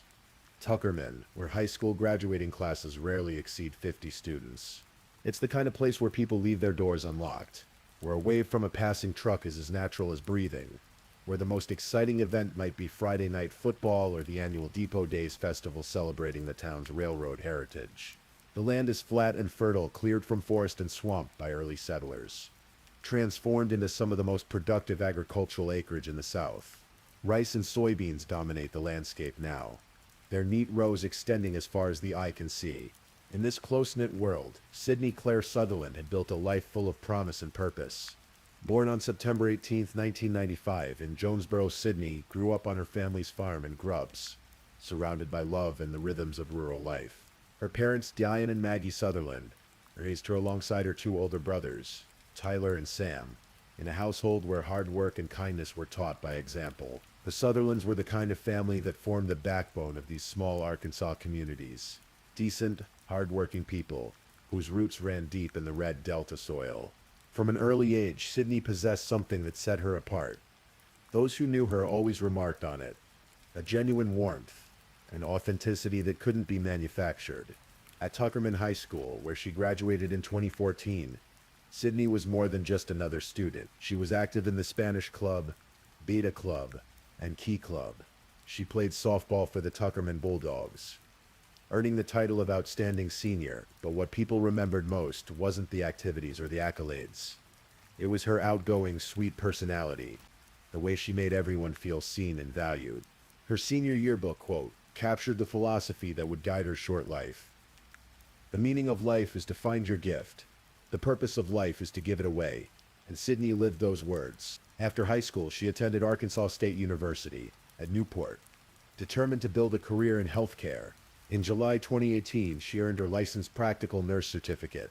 The work suited her, caring for others, offering comfort in moments of vulnerability. But Sydney wanted to do more. She continued her education at the University of Arkansas Community College at Batesville, and in December 2019, she became a registered nurse. By the summer of 2020, 24-year-old Sydney was working at Unity Health Harris Medical Center in Newport. Her colleagues described her as compassionate, dedicated, someone who truly cared about her patients. Outside of work, Sydney maintained close ties with her family. Her two nieces adored her, giving her the nickname Aunt Sassy. She attended the Grubbs Church of Christ. She lived with her boyfriend Alex Nicholson in a modest home. She loved to read, to shop, to exercise, and perhaps most importantly to this story, Sydney loved to run. Running was more than just exercise for Sydney. In the flat farmland of Jackson County, where the roads stretched straight and empty for miles, running offered solace, time to think, a way to decompress after long shifts at the hospital. She had irregular routes, loops that took her along county roads 41, 42, and 43, and Highway 18 between Newport and Grubbs. It was familiar territory, safe or so it seemed. Wednesday, August 19, 2020 began like countless other days in rural Arkansas. The summer heat bore down on the flat landscape, but for those who lived there, it was nothing unusual. Sydney finished up whatever tasks occupied her early afternoon. Around 1 p.m., she was photographed at a family member's home, smiling, vibrant, alive. Shortly after, she prepared for her run. She changed into her workout clothes, tied her running shoes, grabbed her phone and her sunglasses. The route she chose that day was one she'd traveled many times before, out along Highway 18, the two-lane road that connected Newport and Grubbs. It wasn't a busy highway by any stretch. Cars might pass every few minutes, maybe less. Mostly it was farmland, rice fields on either side, the occasional house or barn breaking the monotony of crops and sky. Sydney left her home sometime between 2 and 2:30 that afternoon. It was a normal run, a routine part of her life. A UPS driver, making his rounds in the area, spotted her near County Road 41 around that time. She was jogging westward. Alone, a small figure moving along the shoulder of the rural highway. The driver thought nothing of it. In communities like this, joggers and walkers were a common sight. But Sydney Sutherland never made it home that day. When Sydney didn't return by early evening, alarm bells began ringing immediately. This wasn't like her. She was responsible, reliable, always kept in touch with her family, her boyfriend, her parents. They all knew something was wrong. By 7 p.m., roughly 4 to 5 hours after she'd left for her run, Sydney's mother Maggie contacted the Jackson County Sheriff's Office to report her daughter missing. The response was swift. Sheriff David Lucas, who knew the Sutherland family personally, who had watched Sydney grow up in this tight-knit community, mobilized every available resource. By that evening, search teams were assembling. Family members, friends, neighbors. People dropped everything to help look for Sydney. The Jackson County Sheriff's Office coordinated with the Arkansas Department of Corrections, Arkansas State Police, U.S. Marshals, the FBI, and police departments from surrounding towns. By nightfall, more than 100 people were combing the area where Sydney had last been seen. They searched through the night using flashlights and headlamps, calling Sydney's name into the darkness. At 2 a.m., exhausted and with no leads, they paused to rest. But at 7:30 Thursday morning, the search resumed with renewed intensity. By then, word had spread throughout the region. People who didn't even know Sydney personally showed up to help. By some accounts, more than 170 volunteers joined the search on Thursday. They walked the roads, checked ditches, searched fields and barns.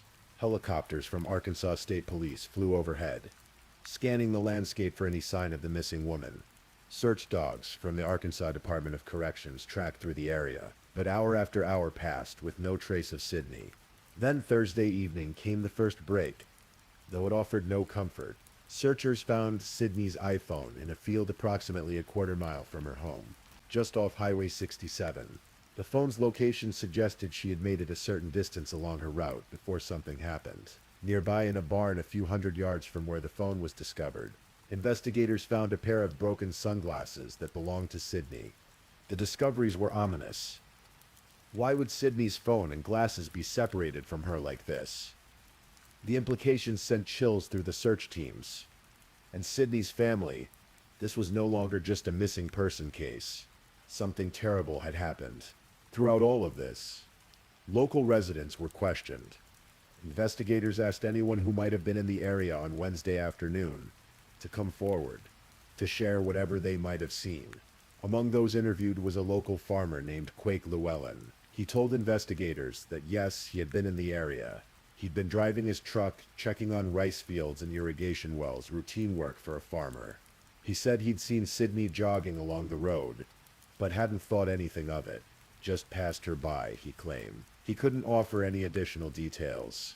Llewellyn was no stranger in Jackson County.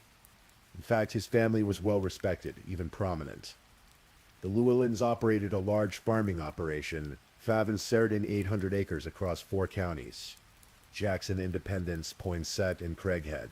In 2016, 3 generations of Llewellyn's grandfather Donald, father Michael, and son Quake had been named Jackson County's Farm Family of the Year. It was an honor that recognized not just their agricultural success, but their standing in the community. Quake Llewellyn was 28 years old in the summer of 2020. He'd grown up in Jackson County, raised by his mother and stepfather, who had adopted him during his high school years. The Llewellyns had provided a stable, supportive home. Quake attended Tuckerman High School, the same small school Sydney had graduated from, though they were in different classes, separated by a few years. In a school with graduating classes of fewer than 50 students, their paths had certainly crossed. At 23, Quake had moved into his first home. At 25, he married a local woman named Gracie, who brought 3 children from a previous relationship into the marriage. By 2020, hoping to save money to build their own house, Quake had moved his family back onto his parents' property. He worked a family farm, and he'd also rented 500 acres of his own, where he grew rice and beans. By all outward appearances, he was living the life expected of him, carrying on the family tradition, building a future respected in the community. But beneath that respectable exterior, something dark was lurking. Friday, August 21, 2020. Dawned with Sydney Sutherland still missing. 48 hours had passed since anyone had seen her alive. The search continued, but hope was fading. Sheriff David Lucas held press conferences, his face drawn with exhaustion and worry. This was personal for him. He knew both the Sutherland and Llewellyn families. In a county of fewer than 17,000 people, especially in the rural townships, the degrees of separation between families were minimal. While search teams continued their work in the fields, investigators were following up on leads, re-interviewing witnesses, looking for anything they might have missed. They focused particularly on tracking cell phone data, trying to piece together Sydney's movements that Wednesday afternoon, and the movements of anyone who might have crossed her path.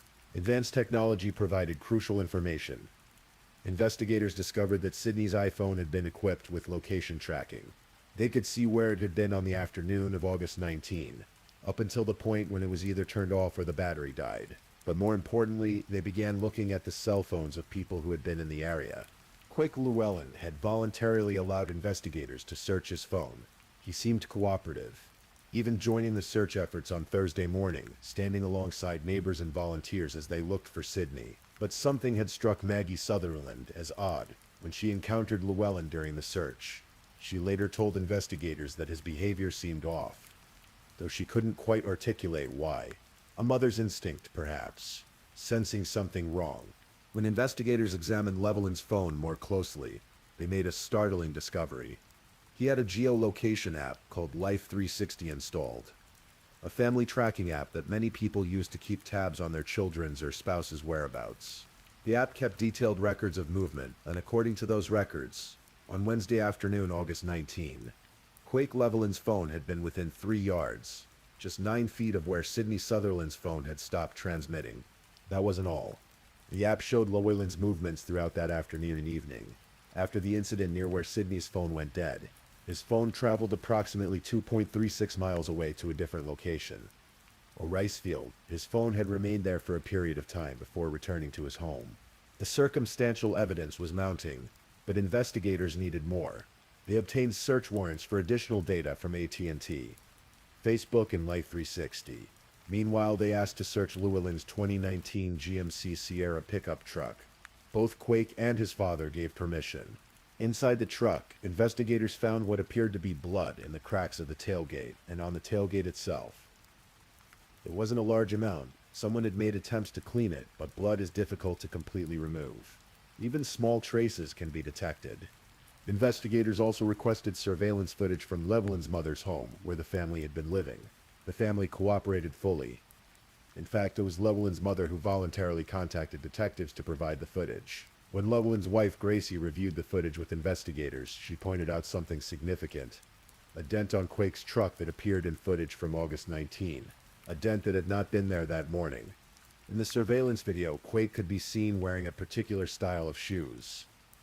Sanuk-style shoes. When investigators examined footprints found at the scene where Sydney's phone and sunglasses were discovered, those prints matched the tread pattern of the shoes Llewellyn was wearing in the video.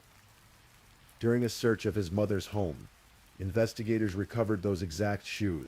The evidence was overwhelming. On Friday evening, as searchers continued combing the fields for any sign of Sydney Sutherland, investigators brought Quake Llewellyn in for questioning. And there, in the interview room, the facade crumbled. Llewellyn confessed. The details of what happened on that Wednesday afternoon were almost incomprehensible in their brutality and senselessness. Quake Llewellyn told investigators that he'd been driving his truck, checking on rice fields and irrigation wells. Routine work. He saw Sydney jogging along County Road 40. He knew who she was. They'd gone to the same high school, lived in the same small community. They'd been friends on Facebook, though he'd recently unfriended her for reasons he never adequately explained. According to his confession, Llewellyn claimed the collision with Sydney was accidental. He told a court-appointed psychologist who later evaluated him that he'd been driving and a cloud of dust had obscured his vision. It was all just a blur, he said. Before he knew it, he'd hit her with his truck. But even if one accepted that the initial impact was accidental, though investigators had their doubts, what happened next was undeniably intentional and evil. Llewellyn said that when he got out of his truck, he believed Sydney was dead. He panicked, he claimed, afraid he'd be in trouble for running her over. So rather than call for help, rather than try to save her if she could be saved, he made a choice. He loaded Sydney's body, or what he believed was her body, onto the tailgate of his truck. He drove approximately 3 miles to a remote rice field. And there, in that isolated location, with Sydney either unconscious or severely injured, Quake Llewellyn raped her. Afterward, whether Sydney was alive or dead at that point remains unclear. He buried her body in a shallow grave in the rice field. Then, in an act of almost sociopathic compartmentalization, Llewellyn went about the rest of his day. He continued his farm work. Between 5 and 6 p.m., he went home. He had dinner with his wife and her 3 children. He went to bed. He told investigators he just tried to forget about it. The next morning, Thursday, August 20, Llewellyn woke up and, as he put it, pretended it was any other day. He went to work, and then, in an act that chilled investigators to their core, he joined the search party looking for Sydney Sutherland. He stood alongside her grieving family and friends, helping to search for a woman he knew was buried in a rice field 3 miles away. With Lewitt's confession providing the location, investigators immediately traveled to the rice field he described. There on Friday evening, August 20, 48 hours after Sydney had vanished, they found her body buried in a makeshift grave. The Arkansas State Medical Examiner would later determine that Sydney Sutherland died from multiple blunt force injuries. Whether she died from the impact of the truck, from the assault that followed, or from being buried alive, the full truth may never be known. The arrest of Quake Lewin sent shockwaves through Jackson County. For Sydney's family, the confirmation that she was dead brought the grief they'd been trying to hold at bay crashing down in full force. But mixed with that grief was rage, confusion, a desperate need to understand why. Sheriff David Lucas, conducting press conferences, visibly struggled with the emotional toll. "It's taken a toll. It really has," he said. "Just because I know the people of this county. I know this family personally. I know this young lady personally. I've known her and watched her grow up." Prosecuting attorney Henry Boyce echoed that sentiment. "It's hard to live your life in a community of this size and not know just about everybody." On Monday, August 24, Quake Llewellyn appeared in Jackson County Court for a probable cause hearing. An Arkansas State Police agent testified about Llewellyn's confession, how he'd admitted to seeing Sydney walking on County Road 41, how he turned around, abducted her, taken her to farmland, sexually assaulted her, and buried her body. The judge found probable cause to charge Llewellyn with capital murder, kidnapping, rape, and abuse of a corpse. He was held without bond. As the case proceeded, more disturbing details emerged. Investigators obtained data from Llewellyn's Facebook account. They found messages, photos, videos, though the specific content of these was never made fully public. What was revealed was that despite Llewellyn's initial claims that he barely knew Sydney, the two had attended the same tiny high school and had been Facebook friends. Only recently had Llewellyn unfriended her. The question of why haunted everyone. Was it a crime of opportunity? Had he seen Sydney running alone on that empty road and something inside him snapped? Or had he deliberately sought her out? The fact that he'd recently unfriended her on Facebook suggested there may have been some prior interaction or dynamic between them that had gone sour, but no evidence of a previous relationship or conflict was ever established. In December 2020, Llewellyn's defense attorney requested a mental evaluation, stating it was in the best interest of Mr. Llewellyn. The implication was that Llewellyn might not be competent to stand trial or might not have been competent at the time of the crime due to mental illness. On January 7, 2021, forensic psychologist Dr. Lacey Willett conducted an in-person mental status examination of Llewellyn at the Arkansas State Hospital. During that evaluation, Llewellyn spoke about the day of the crime, maintaining his story that it had been an accident, that dust had obscured his vision, that he'd panicked. He claimed he had no history of mental illness or medical problems. He said he rarely drank and had no criminal history beyond a few speeding tickets. Dr. Willett's conclusion was unequivocal. "It is my opinion that at the time of the alleged conduct, Mr. Llewellyn did not manifest symptoms of a mental disease or mental defect. Mr. Llewellyn currently possesses an adequate factual and rational understanding of the proceedings against him, as well as the capacity to rationally assist in his own defense." In other words, Quake Llewellyn was mentally competent. He understood what he had done, he understood the charges against him, and he understood that he was facing the possibility of the death penalty. As the legal proceedings dragged on through 2020 and into 2021, two families in Jackson County tried to process the unimaginable. The Sutherland family laid Sydney to rest at Greenhouse Cemetery. Her funeral was held at the ASU Newport Center for the Arts, with visitation beforehand at Jackson's funeral home. Due to COVID-19 restrictions, attendance was limited, but the service was live-streamed so friends from across the country could participate. Her obituary spoke of her beautiful smile, sparkling eyes, kind heart, and loving spirit. Unity Health Harris Medical Center, where Sydney had worked, issued a statement. All of us at Unity Health are deeply saddened to hear of the loss of our precious co-worker, Sydney Sutherland. Our thoughts and prayers are with her family and friends. Arkansas State University at Newport created a scholarship in Sydney's honor, the Sydney Sutherland Memorial Scholarship for students pursuing careers in healthcare. The university's statement read, "Sydney Sutherland made an impact on everyone she met. She shined in the classroom, and ASU Newport is privileged to be a small part of her amazing life. Sydney devoted her life to helping others, and that legacy will continue with the Sydney Sutherland Memorial Scholarship." On August 22, 2020, just 3 days after Sydney vanished, the community held a candlelight vigil at Tuckerman City Park. Hundreds attended, holding candles in the gathering darkness, remembering a young woman whose life had been stolen far too soon. Friends spoke about how Sydney should be remembered, not for how she died, but for how she lived. She will be remembered forever, and not because of what happened, but because of who she was, said longtime friend Jordan Tyler Chapman. Another friend, Melanie Clark, added, "I don't want anyone to think Sydney's life was a tragedy, because Sydney's life was beautiful. Sydney was probably the best part of what every human wants to be." Meanwhile, the Llewellyn family was dealing with their own devastation.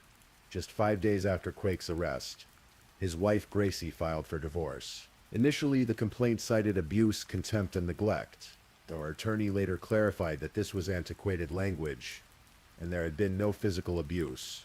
An amended complaint filed on September 4, 2020, simply stated general indignities as grounds for divorce. The couple had been married for just 2 years. Gracie had 3 children from a previous relationship, but she and Quake had no biological children together. The divorce was granted, and Gracie's maiden name was restored. The psychological toll on Gracie and her children is difficult to imagine. The man they'd trusted, lived with, built a life with, the man who'd presented himself as a loving husband and stepfather, had committed an unspeakable act of violence. Reports later indicated that Gracie and her children were working through the trauma, trying to heal and move forward. Initially, prosecutors announced they would pursue the death penalty against Quake Llewellyn. Given the brutality of the crime and the evidence of premeditation, he'd confessed to turning his truck around to go back to where he'd seen Sydney. The death penalty seemed almost certain if a jury convicted him of capital murder.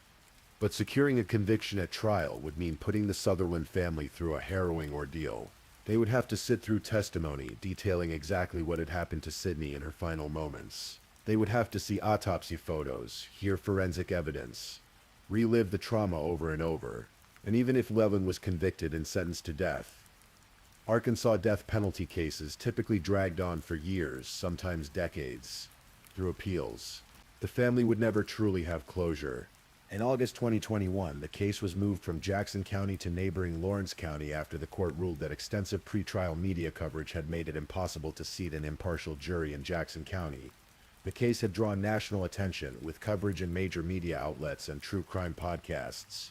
In a county of fewer than 17,000 people, finding 12 people who hadn't followed the case or formed opinions about it would have been nearly impossible. Then on October 1, 2021, Quake Llewellyn appeared in court in Newport and did something unexpected. He pleaded guilty to capital murder and rape. In exchange for his guilty plea, prosecutors dropped the charges of kidnapping and abuse of a corpse. More significantly, by pleading guilty and waiving his right to a jury trial, Llewellyn avoided the possibility of the death penalty.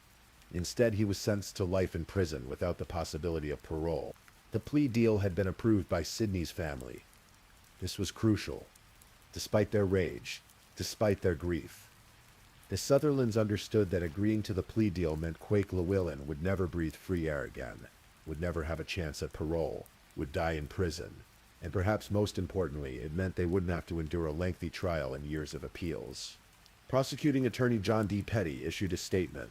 After a little more than 13 months, Quake Llewellyn has answered for his inexcusable and horrendous actions upon an innocent young lady.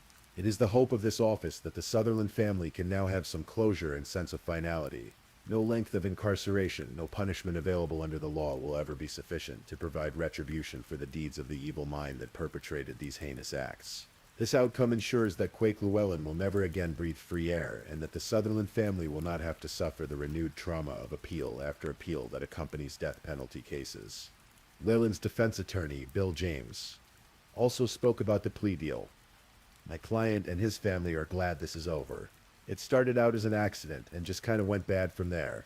He didn't want to put anyone through any more pain, so he felt like this was the best thing for everyone. James added, "We're certainly very happy and thankful to the family of the Sutherlands. They showed us mercy, because the truth is, it was very likely going to head towards the death penalty." The pre-trial publicity took over in a way I've never really been involved in before. At the sentencing hearing on October 1st, 2021, Sydney's family filled the Newport courtroom. They wanted to be there to see justice done, to look Quake Llewellyn in the eye, and tell him what he'd taken from them. Sydney's mother, Maggie Sutherland, delivered a victim impact statement that left few dry eyes in the courtroom. At the start, she asked Llewellyn directly, "Quake, will you look at me in the eyes?" He did. And then she spoke the questions that had haunted her for over a year. Why couldn't you just pass her? Why couldn't you just pass my daughter? Did she fight you? Did she cry? Did she ask for her brothers? Maggie continued, "Justice for Sydney is all I ever wanted this past year for my daughter, which you took 4 days ago from us. We'll never get back." After the hearing, she addressed the press. "Today, he pleaded guilty to murder and raping her and will spend the rest of his life in prison. But true justice for Sydney would be for her to be here." That was the heart of it, wasn't it? No sentence, no punishment, no amount of justice could bring Sydney back. The young woman who had chosen a career in nursing because she wanted to help people, who had devoted her life to caring for others, who had lived by the philosophy that the purpose of life is to give away the gifts you've been given. She was gone. All the potential, all the good she might have done in the world, all the lives she might have touched, stolen in an act of senseless violence on a lonely stretch of rural highway. Quake Llewellyn is currently serving his life sentence at an Arkansas Department of Corrections facility. He will never be eligible for parole. Barring a successful appeal, which seems unlikely given his guilty plea, he will die in prison. He's now in his early 30s. If he lives to average male life expectancy, he'll spend roughly another 45 to 50 years behind bars, waking every day to the reality of what he did, the lives he destroyed. In the years since Sydney's murder, her memory has been kept alive in her community. Friends and family share photos and memories on social media, ensuring that Sydney is remembered for who she was, not just how she died. The scholarship in her name continues to help aspiring healthcare professionals pursue their education, carrying forward Sydney's legacy of caring for others. The case also sparked conversations about the safety of women who run or exercise alone, particularly in rural areas. The hashtag running while female trended on social media, with women sharing their own experiences of harassment, fear, and the constant vigilance required to exercise in public spaces. Sydney's case became part of a larger dialogue about violence against women. Though statistics show such attacks by strangers are actually quite rare, cold comfort to those who must navigate the world with that threat hanging over them. For Jackson County, the case remains a wound that hasn't fully healed. The betrayal cut deep, not just the violence itself, but the fact that it came from within their own community, from a family they'd honored and respected. The realization that someone they'd trusted, someone who'd smiled and helped search for the very woman he'd killed, could harbor such darkness. It shattered something fundamental about how they understood their world. Sheriff David Lucas, who'd known both families, who'd responded to Maggie Sutherland's frantic call that Wednesday evening in August 2020, carried that weight too. In small communities, law enforcement officers aren't just doing a job. They're protecting their neighbors, their friends, people they've known for years. The personal nature of this crime made it all the harder to bear. The question of why has never been fully answered. Llewellyn maintained that the initial collision was an accident. But even if that were true, and many doubt it, given that he'd turned his truck around to go back to where he'd seen Sydney, nothing that followed was accidental. The rape, the burial, the cover-up, the joining of the search party. These were deliberate choices, acts of moral depravity that revealed something fundamentally broken in Quake Llewellyn's character. Dr. Willett's psychological evaluation found no evidence of mental disease or defect. Llewellyn wasn't insane. He wasn't unable to distinguish right from wrong. He knew what he was doing.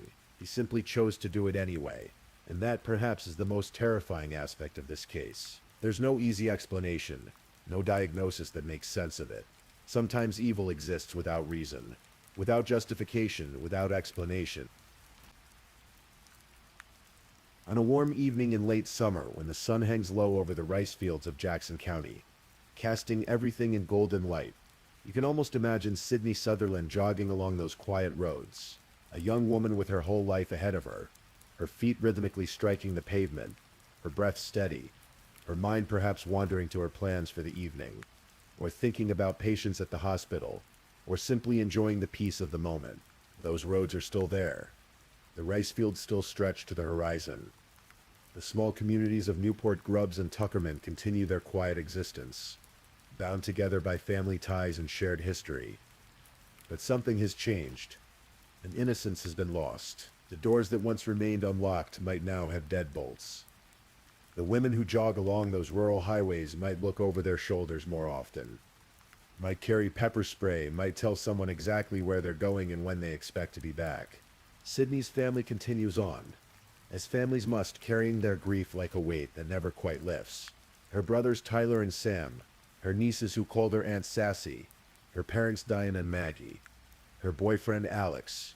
They all have to find ways to keep living in a world without Sydney. They've chosen to honor her memory by remembering the light she brought into the world, not the darkness that extinguished it.